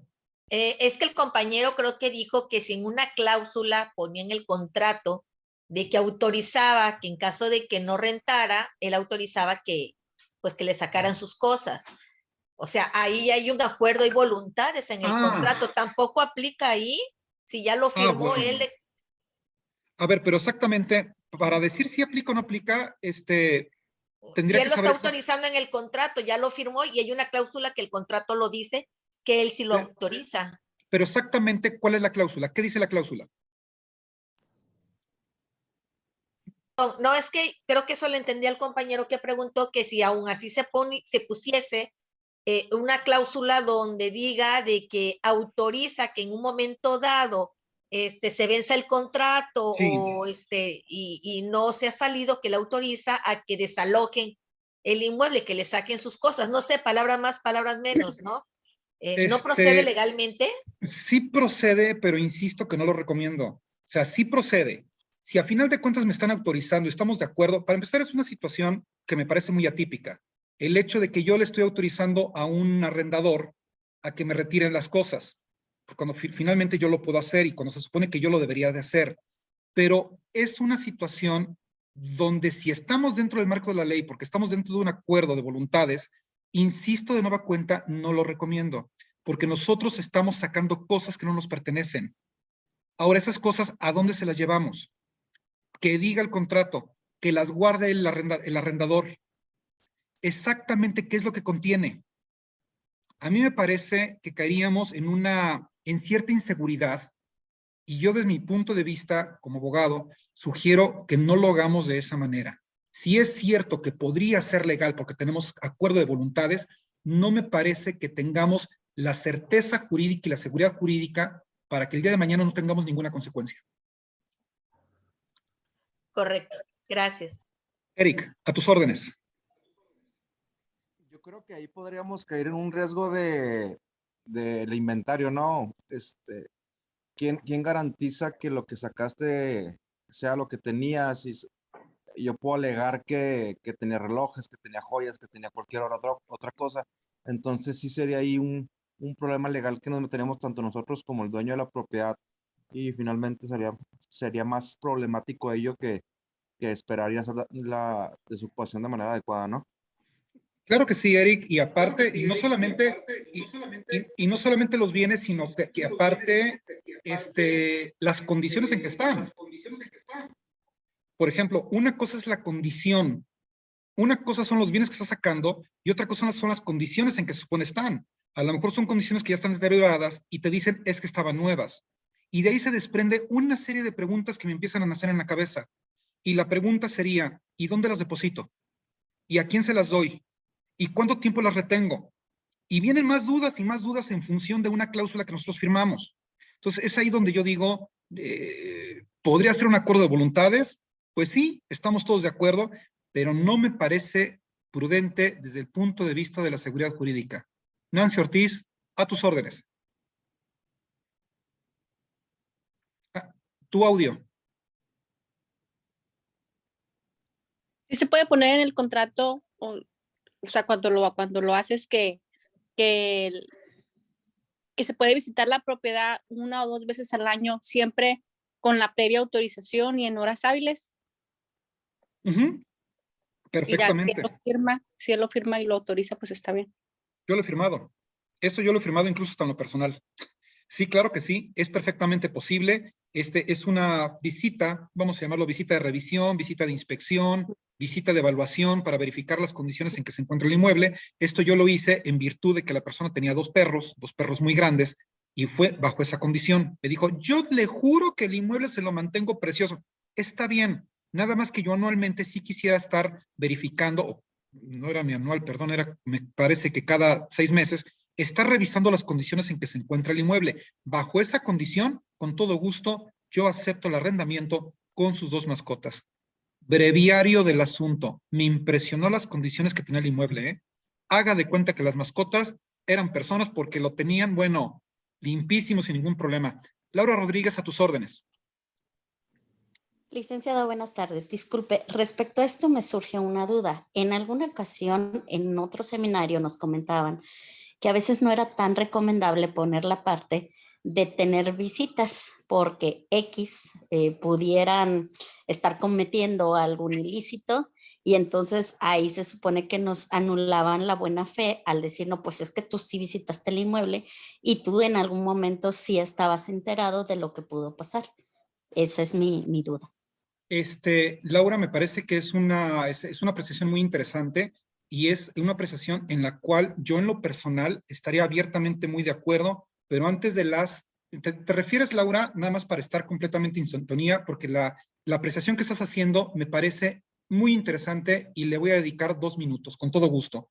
Te refieres a la aplicación de la Ley Nacional de Extinción de Dominio, ¿cierto?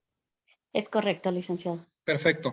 En ese sentido, más adelantito al final de este seminario vamos a tener nosotros una clase completita de Ley Nacional de Extinción de Dominio. La Ley Nacional de Extinción de Dominio, en su artículo 7, en su fracción 5 romano, nos decía anteriormente que una persona, a un arrendador, le pueden aplicar la Ley Nacional de Extinción de Dominio, podrían llegársele a aplicar, pero siempre y cuando la persona tuviera conocimiento de los delitos que se estén cometiendo dentro del inmueble.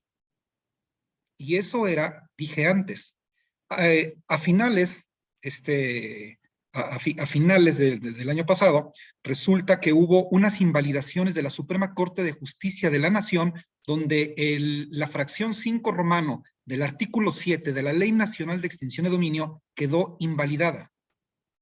Sí, hasta el punto de que era válido, yo estoy completamente de acuerdo, pero a partir de estas invalidaciones y de estos señalamientos de la Suprema Corte, nos dice ahora que es un elemento subjetivo y rebasa completamente el sentimiento de la Constitución Federal, que habla en materia de ley de extinción de dominio. Es el artículo 22 de la Ley Nacional de Extinción de Dominio, y en consecuencia, la ley va más allá del sentimiento de la Constitución. Es un elemento subjetivo, y esas subjetividades la Constitución no las señala. En consecuencia, si la persona sabía o no sabía, ya no es un elemento constitutivo para poderle aplicar dicha ley. el elemento constitutivo es que no tiene una legítima procedencia esa propiedad por parte del arrendador y ahí sí se le aplicaría. Muchas gracias, licenciado. En ese sentido, yo no le veo ningún problema. Antes, Laura, sí. Antes estoy completamente de acuerdo. Pero a partir de las invalidaciones, el panorama de la aplicación de la Ley Nacional de Extinción de Dominio tiene otro matiz. Lo vamos a estudiar esto a profundidad. Es un tema que a mí, debo yo declarar, me encanta y me encanta mucho la Ley Nacional de Extinción de Dominio y el juego que tiene con el tema constitucional. Porque es una materia del derecho ya muy científica, muy especializada, que vamos a ver a profundidad en este seminario. Vamos a cambiar ya el tema. Rápidamente una de Manuel. Pregunta, en el tema de la fianza, ¿cómo se calcula el importe por el cual debe realizarse la fianza? ¿Qué porcentaje o qué número de rentas es? Regularmente es por los 12 meses, Manuel. Regularmente la fianza, el total de la fianza regularmente es por un año y que pues se calcula en los 12 meses. Es así como lo calculan las afianzadoras hasta donde yo tengo entendido. Vámonos con el tema de la propiedad. Vámonos con otro. Voy a tener que postergar la respuesta de algunas preguntas. Espero haber contestado, creo que sí, por lo menos el 85-90% de las preguntas. Tengo que continuar, evidentemente, con la exposición de la clase. La propiedad, bueno, nos dice, la propiedad es el derecho de gozar y disponer de una cosa con las limitaciones y modalidades que fijen justamente las leyes.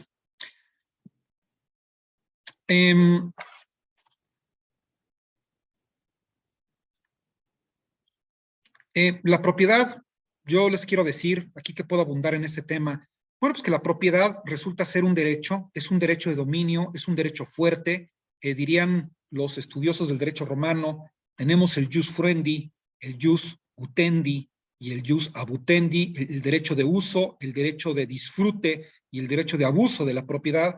Me parece que el dominio, el derecho de propiedad es el dominio, es uno de los derechos más fuertes, más consagrados dentro de nuestra legislación aquí en México. ¿Por qué? ¿Por qué tanto resguardo con el tema del derecho del dominio? Pues porque justamente esas certezas tan fuertes es lo que le da movimiento al mercado inmobiliario. El mercado inmobiliario, yo les puedo decir que es uno de los negocios y una de las sinergias económicas más poderosas de México, hoy por hoy. Se gana unos buenos puntos porcentuales del PIB, del Producto Interno Bruto. Maneja sinergias económicas enormes e involucra una industria muy poderosa, la industria de la construcción, la industria inmobiliaria.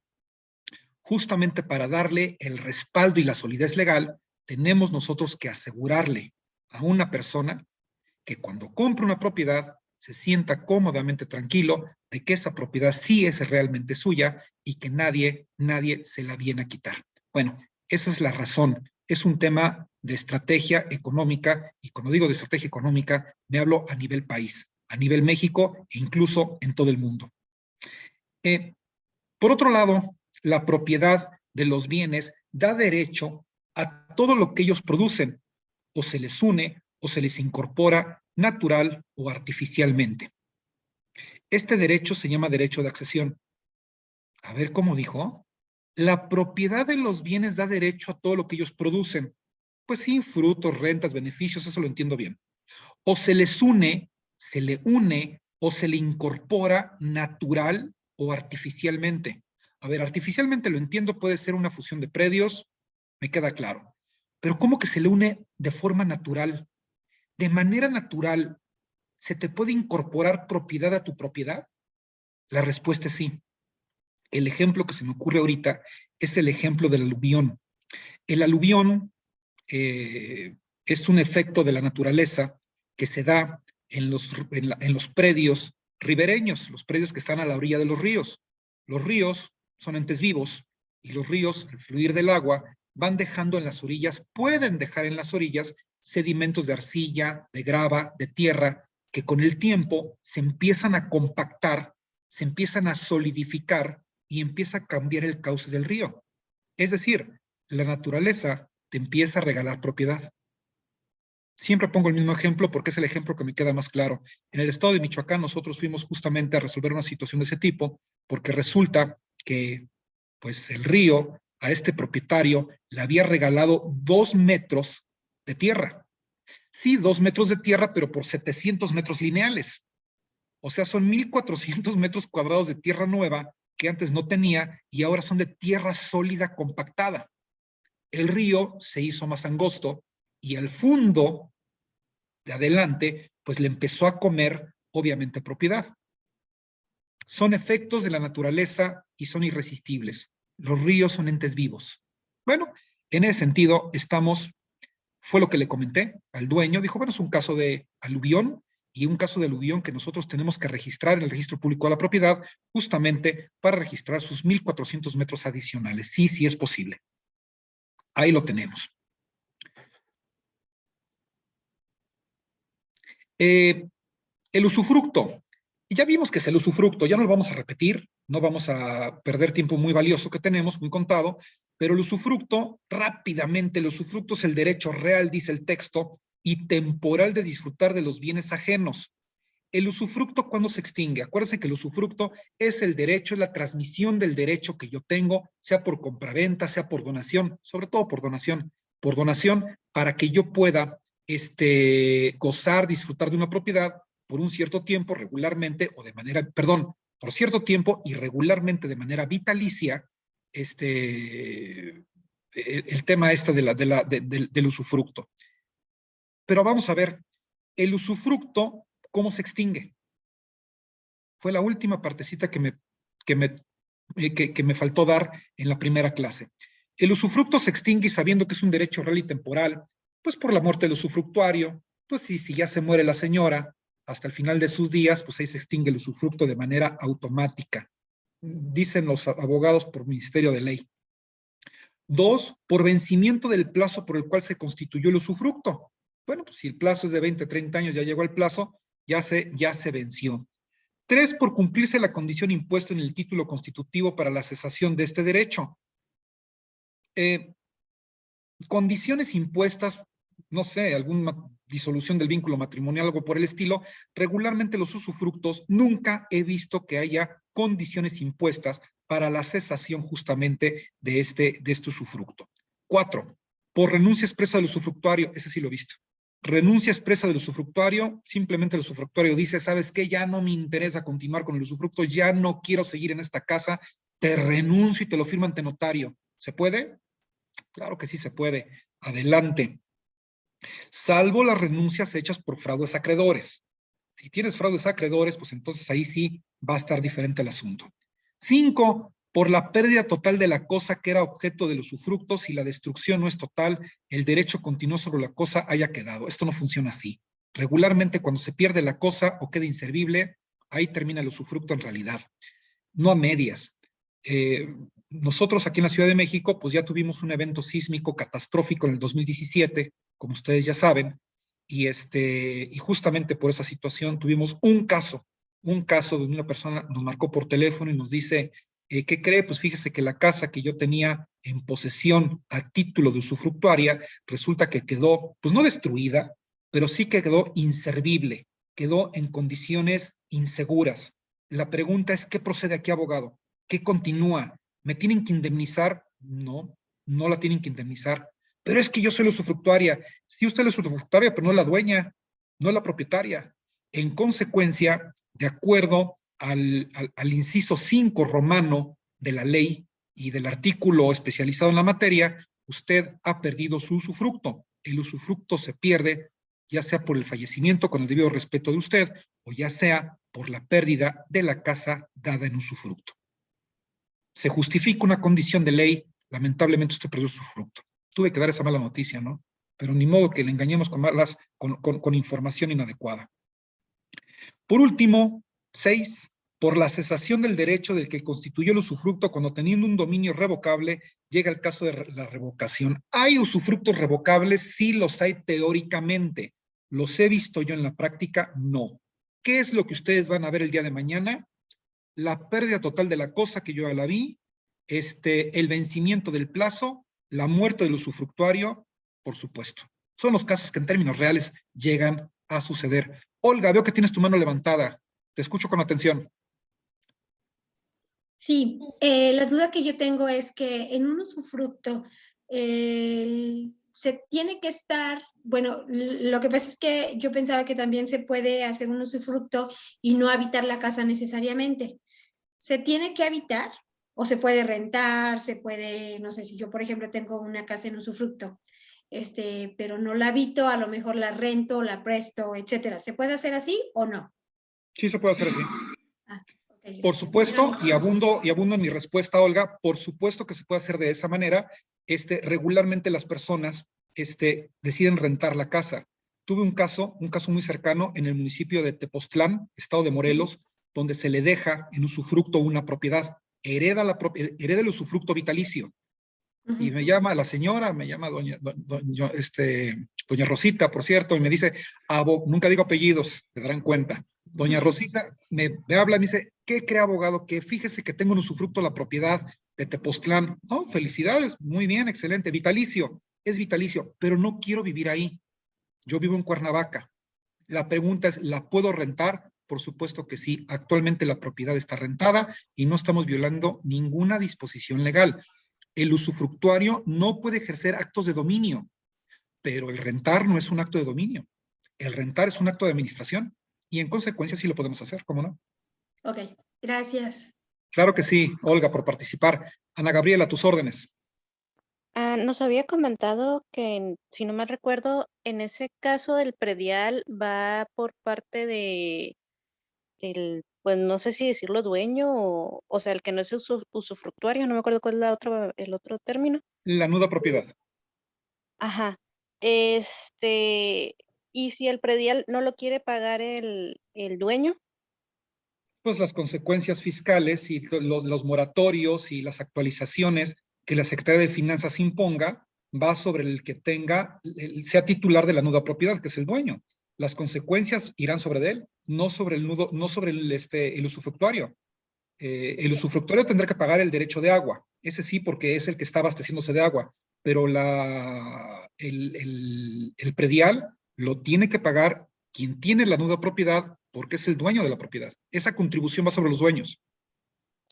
pero si dice, no, pues yo, por ejemplo, bueno, yo he escuchado muchos pleitos, no sé, de que le dejan al amante, a la ex esposa, lo que sea, y dice, no, pues yo no voy a pagar nada porque pues no lo estoy disfrutando ni nada de eso. Entonces, en ese caso, si se deja de pagar, tengo entendido que después de los 10 años, algo así, el gobierno te lo puede, embargar. Y Desde pues, en ese caso desalojarían a la persona, si no me De hecho, equivoco. desde antes. De hecho, desde antes. No se tienen que esperar 10 años. No, de hecho, la obligación fiscal vence en 5 años, pero no se tienen que esperar 10. De hecho, ni los 5 cuando vence la obligación fiscal de acuerdo al Código Financiero. Puede ser desde mucho antes. Si es una situación de esa, a ver, si es un caso concreto y es una situación de esa naturaleza, y ya porque ya no quiere pagar y yo no quiero tener problemas con nadie, bueno, sabes que pues igual vale la pena pagarlo, ¿no? Yo nada más comento que a título legal, a título jurídico, la obligación le compete al propietario porque es el que tiene, obviamente, a su cargo la contribución fiscal. No es el arrendatario, no es quien tiene la nuda propiedad. Pero si es un caso tan concreto, pues evitémonos problemas. Y, pues igual, si no es mucho, valdría la pena pagarlo, ¿no? No, yo nomás estoy comentando de que pues he escuchado casos, ¿no? Claro. Y en ese caso, en el usufructo, si él decide pagarlo porque la otra persona no quiere pagarlo, ¿lo puede pelear para que se quede a su nombre? No. No lo puede pelear. No lo puede pelear. El hecho de pagar las contribuciones fiscales, eso muchas personas me lo han comentado, incluso con las herencias. Me lo han comentado con las herencias, con las sucesiones legítimas, me lo han preguntado anteriormente con el tema de usufructo, exactamente tu pregunta, la he escuchado antes. Bueno, y si yo pago las contribuciones me han dicho, por 20 años, ¿eso me da alguna posibilidad el día de mañana de poderme quedar con la propiedad? La respuesta, lamentablemente no. No es posible de esa manera, porque el derecho de dominio lo tiene quien ostenta la nuda propiedad, y el derecho de dominio, como acabamos de estudiar, es un derecho sólido, es un derecho fuerte. ¿Y el usufructuario puede hacer algún, cambio al bien inmueble, adecuaciones, mejoras, o eso no tampoco puede? No lo puede hacer a menos que cuente con la anuencia del que tiene la nueva propiedad. Quien tiene la nueva propiedad, si se lo autoriza, si está de acuerdo, adelante. De lo contrario, no puede hacerlo. No perdamos de vista que quien tiene el usufructo no es dueño de la propiedad.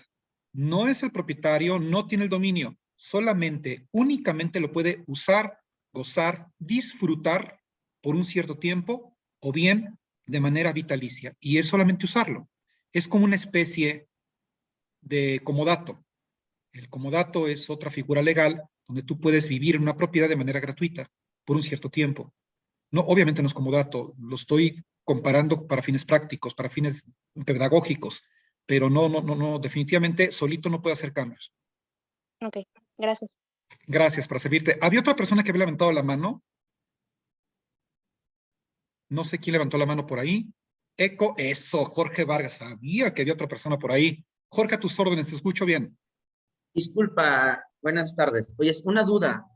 Por ejemplo, si dices que cuando la propiedad en el sismo se cayó, por ejemplo, entonces, si la vuelven a levantar, si deciden volver a reconstruir el dueño, ¿vuelve a tener en este caso el usufructo o ya no?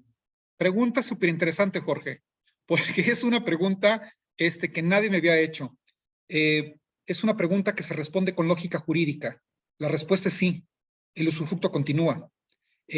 Quedó deteriorada, quedó destruida, ya quedó reparada, ya quedó en condiciones de seguridad de uso, sigue siendo la misma propiedad, sigue siendo el mismo inmueble reparado, pero el inmueble es el mismo.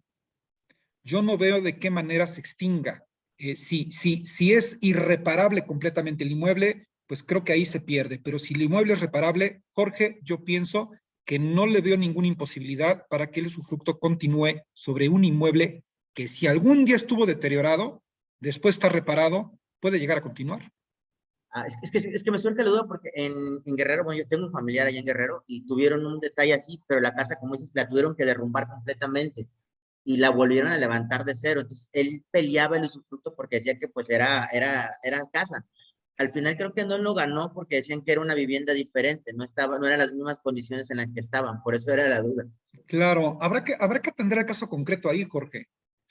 Por eso comenté, si es una casa que presenta daños, se reparan los daños y la gente puede seguir viviendo el usufructo, yo creo que sí. Pero si es una casa que quedó completamente demolida, hasta los cimientos arrancados, y después se reconstruyó otra cosa completamente diferente, probablemente no. Me parece que es un caso muy interesante y es un caso en el cual yo tendría que estudiar con mayor profundidad, pero en el caso que tú me comentas, está más comprometido el hecho si pudiera regresar o no, porque si es otro inmueble, es otra casa, pero es la misma dirección y es el mismo código postal y es el mismo registro de folio. Habrá que echarle un poquito más de estudio a ese tema. Me parece un caso interesante. Gracias. Gracias a ti. Pero, perdone, pero Claro. ahí en este caso, si son los dueños quienes invierten, porque ya la cosa ya se perdió, no, o sea, ya supuestamente ya está perdida, por ende ya se pertenece a los dueños, o a menos de que el usufructuario decía, no, pues yo decido repararlo y todo, pues pienso que ahí sí sería por el usufructuario, ¿no? Yo creo, insisto, tendría que estudiar con más profundidad el caso y tendría que ver la legislación a la cual nos referimos.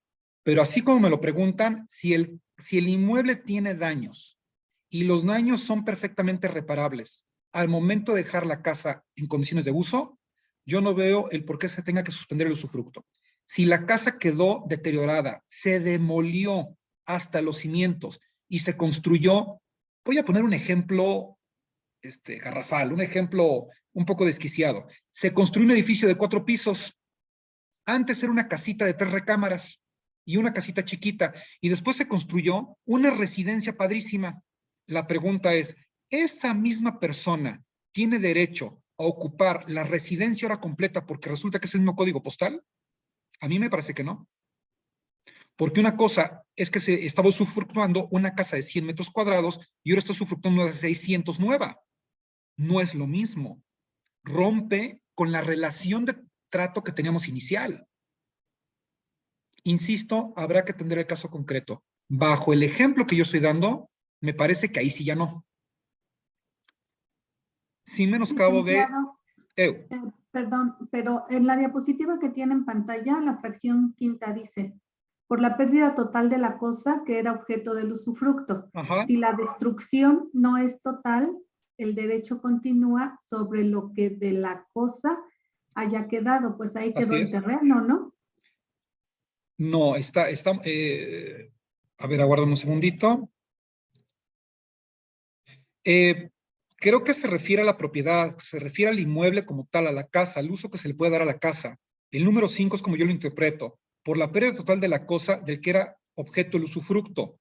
Si la destrucción no es total, yo lo que pienso de este artículo es que si tengo yo 2 casas o 2 inmuebles o 2 pequeñas cabañas en un terreno, una quedó completamente destruida, puedo seguir usufructuando la otra. Pero en el ejemplo drástico que estoy poniendo, se cayeron las 2 cabañas, se cayó completamente todo y se construyó un edificio de 3 pisos. Yo ya no concibo que se sigue usufructuando. Porque sí. Pero no queda el terreno, o sea, sí, ¿no el es terreno, lo que queda el terreno? El terreno forma parte del inmueble.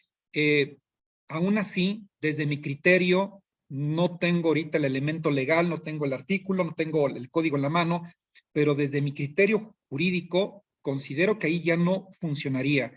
Creo que si continúa o no continúa el usufructo, eso tendría que responder a un caso muy concreto, a un caso muy específico. Si podría continuar o no continuar. A un caso fortuito, pero no lo veo en ninguna fracción el hecho del caso fortuito como extinción del usufructo. Bueno, dice por la pérdida total de la cosa. Una pérdida total de la cosa puede ser un sismo. La ley no determina si es por caso fortuito o no. La ley no te distingue. Solamente te dice pérdida total por caso fortuito. Y por caso fortuito puede ser cualquier cosa. Puede ser un incendio, es más. Sí. Bueno. Gracias, licenciado. Claro que sí, pero pues en ese sentido, pues se pierde, ¿no? El usufructo no es sobre la casa, es sobre la tierra que está el bien. El usufructo no es sobre la casa, es sobre la tierra que está el bien. José Manuel, yo pienso que es sobre todo. Es sobre la casa, es sobre el terreno y casa en el existente. Yo pienso que es sobre el inmueble en su conjunto. Sí, por eso opino que, o sea, viéndolo desde, como decía usted hace rato, legalmente o analizándolo, si fuera así, para quitar un usufructo, derrumbo la propiedad y creo una nueva y elimino el usufructo. Y sería una práctica común y no se practica. Entonces yo pienso que es sobre lo que está, sobre la tierra, igual basándome en lo que dice el inciso 5, ¿no? Entonces si yo remodelo una casa que me dejó o en la cual viven mis padres, por un ejemplo, y la pongo padrísima, le pongo alberca y le pongo, entonces, mi padre que reserva el usufructo, mi madre que sea, ¿pierde el usufructo? No. Ya lo sigue conservando. Insisto de nueva cuenta, por la pérdida total de la cosa que el objeto, por la pérdida total de la cosa que era objeto del usufructo. Obviamente el terreno nunca se pierde. El terreno siempre va a estar ahí. Entonces, si el terreno va a estar ahí toda la vida, es mi razonamiento, si el terreno va a estar por siempre ahí, porque ese nunca se va a perder, la tierra siempre está la tierra, y ahí va a permanecer. Y sobre de la tierra versa el usufructo, entonces yo me preguntaría, ¿cuál es la finalidad lógica del inciso 5? Porque esa nunca se va a perder. Insisto de nueva cuenta, va sobre la propiedad en su conjunto, va sobre la casa también. Por la pérdida total de la cosa, que lo que sí se puede perder es la casa. El terreno nunca, pero la casa sí. Y es lo que le da justamente sustancia al número 5. Por eso insisto de nueva cuenta, ya para terminar, que vámonos sobre el conjunto, el predio y también la casa, es lo que constituye el usufructo. Así de sencillo. Yo lo que te estoy usufructuando no es el terreno. Yo lo que te estoy usufructuando es la casa, el predio en su conjunto, toda vez que es susceptible de poderse perder, ya sea por efectos naturales o por sismos o por incendios o lo que sea, ¿no? De ahí por eso mi apreciación. Bueno, vamos a continuar si me lo permiten, en un momento, En un momento vamos a retomar el tema del uso y habitación. Pero bueno, todo salió justamente de un caso que me pareció muy interesante y la participación me parece padrísima. Uso y habitación. ¿Qué es el uso y qué es la habitación? Muchos dicen que es lo mismo, no lo mismo, tiene características diferentes. El uso da derecho para percibir de los frutos de una cosa ajena los que basten a las necesidades del usuario y su familia, aunque ésta aumente. El uso, para acabar pronto, el uso viene siendo el que nace de un contrato de arrendamiento. Derecho de uso nace de un contrato de arrendamiento cuando es a título oneroso. ¿Y cuando es a título gratuito? Cuando es a título gratuito, entonces nace de un contrato de comodato. El comodato, pues es el que da el derecho de uso de una propiedad por un tiempo determinado, por una temporalidad a título gratuito. La misma forma, el contrato de arrendamiento, solamente que aquí hay una contraprestación cierta y en dinero. Claro, que las obligaciones, que los derechos del usufructo, del comodatario, perdón, pues son obviamente derechos muy acotados en relación a los derechos que tiene el arrendatario que sí está pagando. La habitación, bueno, la habitación tiene un tema completamente diferente. La habitación da el derecho de ocupar gratuitamente en casa ajena las partes necesarias para sí y para su familia. En concreto, el derecho de habitación es el derecho que nosotros le damos a una persona de habitar una habitación de nuestra casa de manera temporal.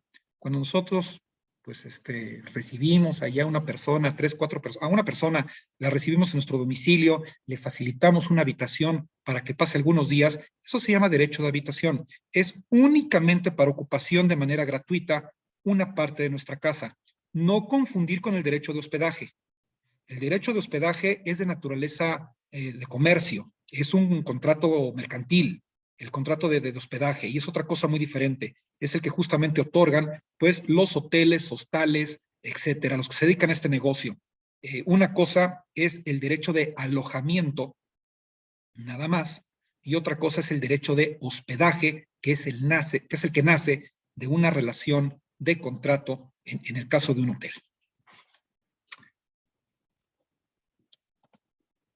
Por contratos, vámonos por el principio, vamos a leer la definición de lo que es la obligación. La obligación, quiero decirles que es el alma de los contratos, ¿eh? El contrato tiene un ADN, tiene alma, dicho metafóricamente, obviamente, y es justamente la obligación. ¿Qué es la obligación? La obligación es la relación jurídica por virtud de la cual una persona llamada acreedor está facultada para exigir de otra denominada deudor una prestación que puede consistir en dar, en hacer o no hacer absolutamente nada. La obligación tiene básicamente 3 elementos: los sujetos, el objeto y finalmente la relación jurídica. En otras palabras, en resumen, de los 3 elementos que tiene la obligación, los sujetos, el objeto y la relación jurídica, los sujetos somos todos nosotros, los sujetos son las personas que intervienen en un contrato determinado. El objeto es precisamente la conducta de hacer, de dar o no hacer nada.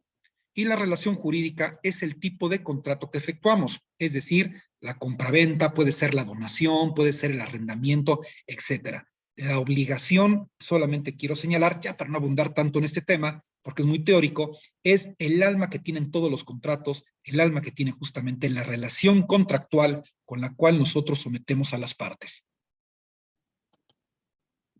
Vámonos con el tema de formas de transmisión de dominio. Hay varias formas de transmisión de dominio y por el tiempo creo que con esto cerramos la clase del día de hoy. Una viene siendo por adquisición de la propiedad por herencia, primero por contrato. Ya no voy a abundar más con el tema de contrato porque ya vimos contrato de arrendamiento y de compraventa y de comodato y ya estuvimos revisando también qué, permuta, donación. Ya no nos vamos a meter a contratos. Nada más nos vamos a meter al tema de la adquisición de la propiedad por herencia y de la prescripción. En el tema de la herencia, vamos también a dejarlo un poquito pendiente porque vamos a tener nosotros una clase completita de sucesiones testamentarias e intestamentarias. Quiero yo decirles que este seminario en Derecho en AMPI es de los muy pocos seminarios que incluye dentro de su temario sucesiones testamentarias y sucesiones legítimas. Es de los pocos que lo hacen. Existe una relación, obviamente, entre el negocio inmobiliario y las sucesiones. Hay una vinculación. Constantemente los inmuebles se están vendiendo justamente porque nacen de una sucesión intestamentaria. Eso es muy frecuente. Justamente por eso la importancia de dedicarle por lo menos una clase completa a esta clase de conocimiento. Conocimiento que, por cierto, sirve hasta para la vida personal de una persona, del profesional inmobiliario. Así que lo vamos a ver y lo vamos a ver a profundidad. Bueno, por eso nos vamos a ir directo. Vamos nada más a definir qué es la herencia, brevemente. Herencia es el conjunto de bienes, derechos y obligaciones que se reciben de una persona por su muerte. Nos damos cuenta que esta figura jurídica, por sí misma y sin mayor requerimiento o requisito, permite la transmisión de una propiedad. Pero ya lo veremos de lleno en una clase que tenemos especialmente para ello. Adquisición de la propiedad por prescripción es otra forma de adquirir la propiedad. Aquí sí me detengo un ratito. Aquí sí voy a explicar con profundidad. Leo un pequeño texto y, como siempre, paso a explicarlo.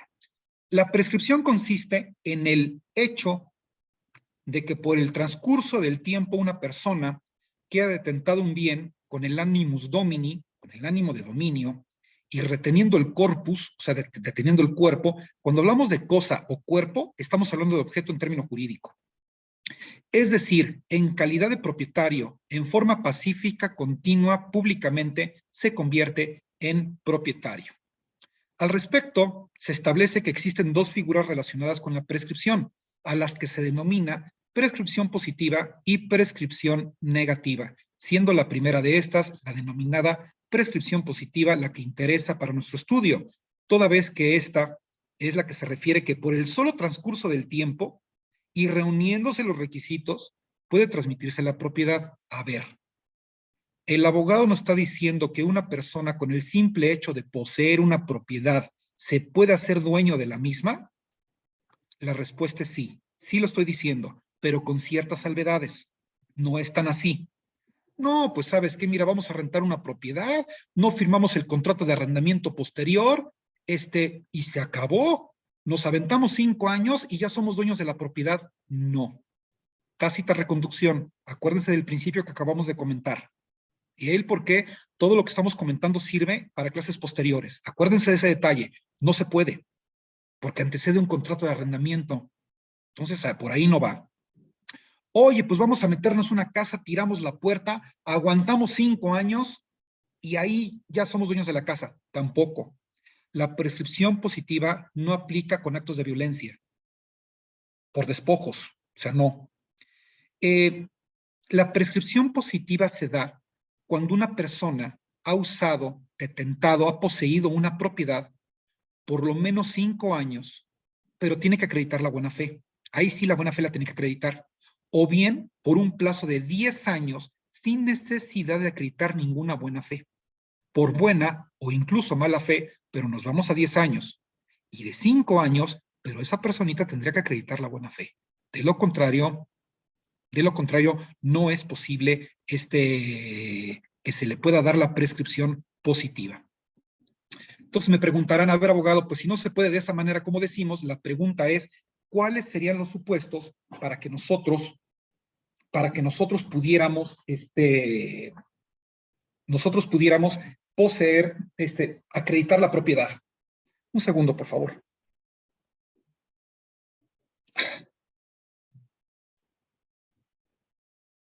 Aún sigo lesionado de un accidente fuerte que tuvo en enero, pero bueno, ya me encuentro mucho más rehabilitado y ya me encuentro en mucho mejores condiciones. Pero a veces me canso un poquito. Gracias por la paciencia. Les voy a dar un ejemplo para explicar mejor cómo funciona la prescripción positiva. Un ejemplo caso de la vida real y un ejemplo que he dado en otras exposiciones. Ahorita vamos con tu pregunta, Olga. Vi que levantaste la mano. Ahorita vamos con la pregunta. Vamos a suponer, no suponer, caso de la vida real. Resulta que había una señora, y una señora ya de edad, pues ya de edad muy avanzada, ya la señora estaba muy grande, Y resulta que ella vive sola, en un domicilio, en una casa, más bien una casona antigua. Y resulta que lleva a vivir una familia con ella. Y el trato entre ellos es el siguiente. Ustedes me cuidan por el resto de mis días a cambio que yo les permita vivir en este domicilio, papá, mamá y 2 hijos, sin ningún problema. Vivan ustedes en esta casa, pero atiendan mis necesidades, por favor, e inclúyanme en su núcleo familiar. Bueno, la situación funcionó mejor de lo que cualquier persona hubiera esperado. Constituyeron una auténtica familia. No solamente la atendieron en todas sus necesidades, sino que la acogieron a su grupo familiar y le invitaban a las reuniones, a las navidades con la familia. Ya prácticamente le hicieron de su familia. Transcurrieron 7, 8 años aproximadamente hasta que la dueña de esta casa, ya con cerca de 90 años, finalmente falleció. Lo primero que dijo esta familia fue, nos van a echar de la casa. Yo no sé dónde salen los herederos, pero van a salir. El hecho es que pasaron 3 años, 4 años, 5 años, 7 años, y resulta que nadie les pidió la casa. No había herederos, nadie se acercó a pedir la herencia, no hubo juicios de petición de herencia posteriores, no había nada. Se acercaron con nosotros y nos preguntaron, abogado, pues fíjese que estamos nosotros viviendo en esta casa, aquí nos quedamos, pero no nos metimos. Ah, no fue con violencia. ¿Estaban arrendando? No, no estamos arrendando, nada, simplemente aquí nos quedamos. ¿Y cuál es el punto? El punto es que no sabemos qué condición jurídica tenemos ahora. Yo les sugerí, vamos a prescribir a favor de ustedes. Y así fue justamente como lo hicimos. Nada más que hay un pequeño detalle con la prescripción, pequeñito detalle, que los jueces piden una batería de pruebas enorme. Siempre lo digo en todos los foros. Abogado que les prometa, que les garantice, que les gane un juicio de prescripción positiva, no le hagan ningún caso. No le hagan caso porque lo están engañando. Ningún abogado profesional debería prometer, ni debería garantizar ganar un juicio de prescripción positiva porque no son fáciles de ganar. Se requiere una batería de pruebas, dice la literatura, a ultranza. Recibos de luz, de teléfono, de gas, de predial, a nombre de las personas que están habitando. Los testigos, también se requieren testigos y no cualquier testigo. Testigos sobre la cuadra y no un testigo. Una batería de pruebas basta, suficiente, fuerte. Y fue justamente lo que les pedí. Y les dije, y con esto tenemos una posibilidad. Nos garantizan, no te garantizo, pero sí te garantizo que tenemos una buena posibilidad. Y te garantizo las ganas y echarle toda la batería para ganarte el juicio. Eso sí, el resultado no. Pues sí nos aventamos, abogado, adelante, lo ganamos. Ganamos la prescripción y bien ganada. A final de cuentas teníamos también todo para ganar, ¿no? Bueno, ese es un caso donde se puede llegar a prescribir a favor de una persona en virtud de los derechos posesorios que se pueden llegar a acumular a través del tiempo. Erika, a tus órdenes. Ah, disculpa, Erika. Perdóname, Erika, una disculpa enorme. Olga, antes Olga tenía una pregunta y con todo gusto estoy para escucharte. Erika, en un segundo voy contigo. Gracias. Precisamente era eso, preguntar cómo se demostraba la buena fe y es lo que acabas de mencionar, que es una batería de pruebas, ¿no? Sí. Y cada caso en particular, pues es diferente, ¿no? Me imagino. Cada caso es diferente, se prueba en forma diferente, pero para acreditar la buena fe, pues evidentemente lo puedes acreditar, 1, pagando tus contribuciones fiscales. 2, pues que no te metiste con violencia. 3, que no tienes que no hay interés jurídico por parte de nadie más que tuya. 4, pues que llevas viviendo ahí por lo menos 5 años de forma pacífica, de forma pública, porque está exhibido delante de todos, y obviamente ahí viene la buena fe. Erika, ahora sí a tus órdenes, te escucho. Gracias, buenas tardes. Me sucedió que un cliente me dio a vender un terreno en Guanajuato. Ajá. Venía de una prescripción positiva y al momento el comprador traía un notario de Michoacán y dijo que esas tierras no se podían vender porque venían de una prescripción positiva. Y no la compraron por esta razón. Y luego, ahora en Michoacán me dan otro terreno que viene igual y me entró la duda, dije no lo va a poder vender. Y entonces fui con un notario de Querétaro y este notario me explicó que sí se podía vender perfectamente, nada más que hay empresas que tienen sus reservas por la manera en la que se adquirió el inmueble. Entonces, al final del día, ¿depende de cada estado? Pues, sí. Al final del día, depende de cada estado. No sé cómo se está llevando el tema de las prescripciones positivas en el estado de Michoacán, particularmente. Pero amén de ello, la prescripción positiva es la que hace dueño, hace propietario, es un usucapión, hace dueño a una persona por derechos posesorios ganados y a través de un procedimiento judicial. Tendría que escuchar cuáles son las razones que tiene el notario para que te haya dicho que no. Desde mi punto de vista, no existe ningún impedimento el por qué te digan que no, siempre y cuando tengamos nosotros una resolución por parte del tribunal ejecutoriada a favor justamente de la persona que posee esa propiedad y obviamente pues respaldando sus derechos posesorios. Si es así, claro que sí se puede desplazar. No es una propiedad que salga del mercado inmobiliario, por el contrario, está enquistado en el mercado inmobiliario toda vez que el dueño pues es esa persona. Es más, la resolución se registra en el registro público de la propiedad. Tan sí se puede que es registrable. Sí, exacto. También eso la duda también va para ahí.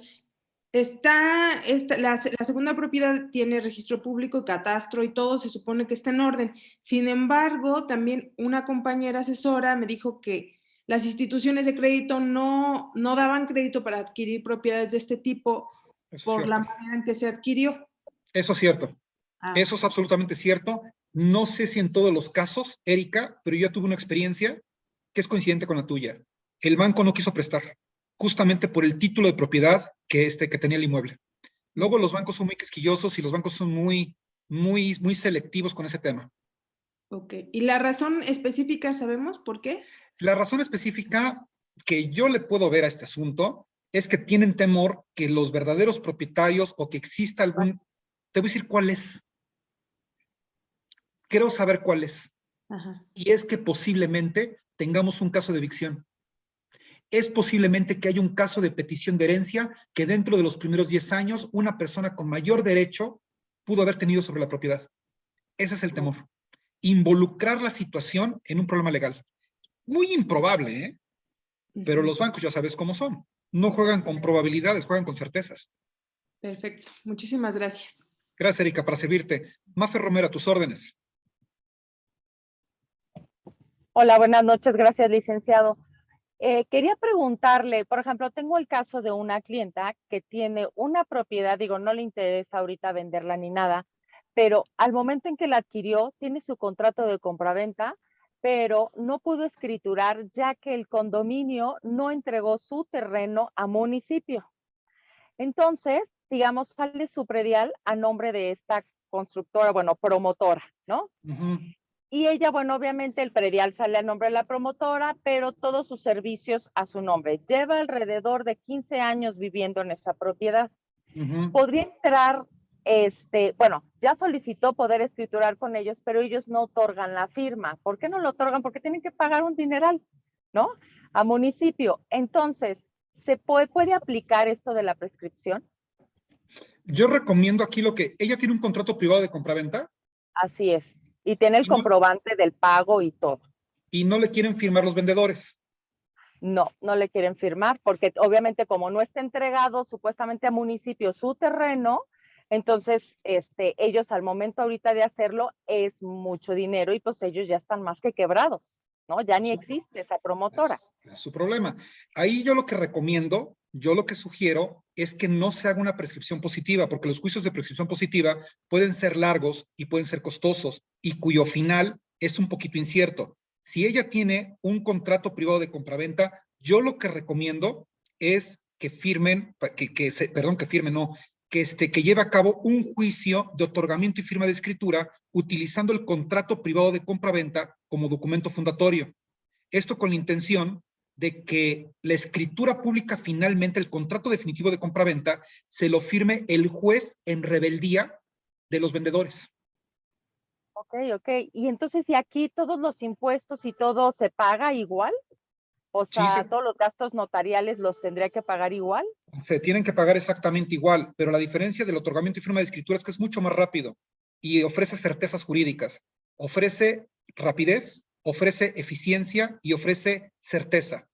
Ese yo te puedo decir, nunca garantizo ganar, pero sí tengo una mucho mayor confianza de tener un resultado positivo. Se llama otorgamiento de firma, otorgamiento de firma y escritura, otorgamiento de firma y escritura ante un juez en materia civil del fuero común, utilizando como documento fundatorio el contrato privado de compraventa para que el juez firme en rebeldía de los vendedores que no quisieron firmar. Ok, perfecto. Perfecto. Muchas gracias, licenciado. Claro que sí, Mafer, para servirte. Gracias. El otro, mira, nos lo podríamos aventar, pero francamente es un terreno más fangoso, es más complicado y más largo. Igual con un otorgamiento de escritura, igual por ahí sale. Sí, no, y es que aquí también hay otro rollo, ¿no?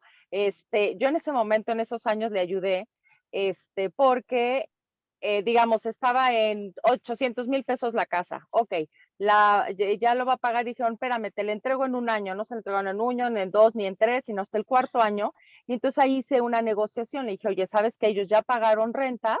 Entonces yo creo que tienes que hacerle un descuento. Entonces le vendieron la casa en 500,000 pesos, no en 800.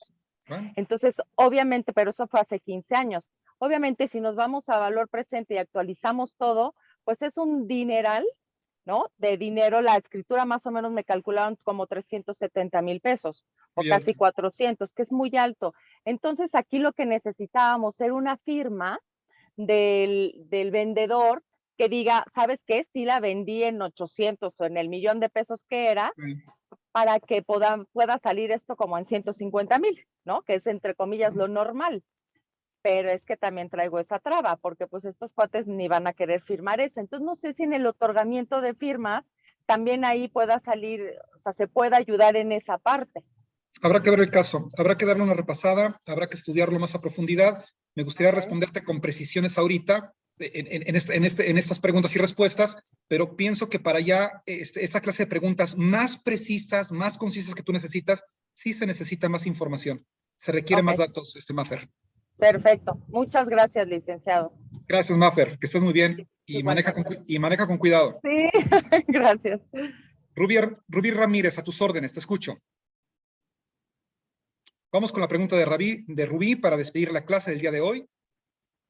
Ok, licenciado, una prescripción, usted comentaba hace rato que los inquilinos pueden apropiarse de una propiedad de 5 años.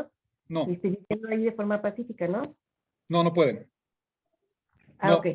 Comenté, Rubí, todo lo contrario, que los inquilinos, toda vez que viene de una relación contractual de arrendamiento, no tienen posibilidad, reitero, no tienen posibilidad de adquirir el inmueble por prescripción positiva, toda vez que hay una relación contractual que lo bloquea. Ok, perfecto, gracias. Bueno, vamos a dar la clase por terminada el día de hoy. Les agradezco muchísimo sus preguntas. Ana, una pregunta, ahora sí la última porque no quiero dejar de responder. Si hubiera herederos legítimos, en este caso que mencionó, ¿qué tiene derecho sobre el inmueble? El derecho lo tienen en todo caso los herederos legítimos, ya sea por un juicio de petición de herencia. Ahora sí que trato de responder hasta la última. Ahí está tu respuesta, Ana. A través de un juicio de petición de herencia, si es extemporáneo, claro que sí tienen derecho a reclamarlo. 10 años. Si después de 10 años no lo hicieron, ya se les fue el tiempo. Ahora sí, vamos a despedir la clase el día de hoy. Les agradezco mucho su tiempo, mucho las preguntas que hacen, porque fueron bastantes. Con todo gusto respondo todas. Nos vemos, Dios mediante, la próxima semana con una clase más de Derecho. Les deseo que tengan una excelente semana, excelente noche de lunes y pásenla bien. Es 14 Gracias, de febrero. Alex. Disfruten el día. Bye. Gracias. Muchas gracias, Vale, profesor. gracias. Gracias a todos, chicos. Gracias. Feliz día. Nos vemos la Feliz siguiente día. semana. Más tarde les comparto la grabación, por favor.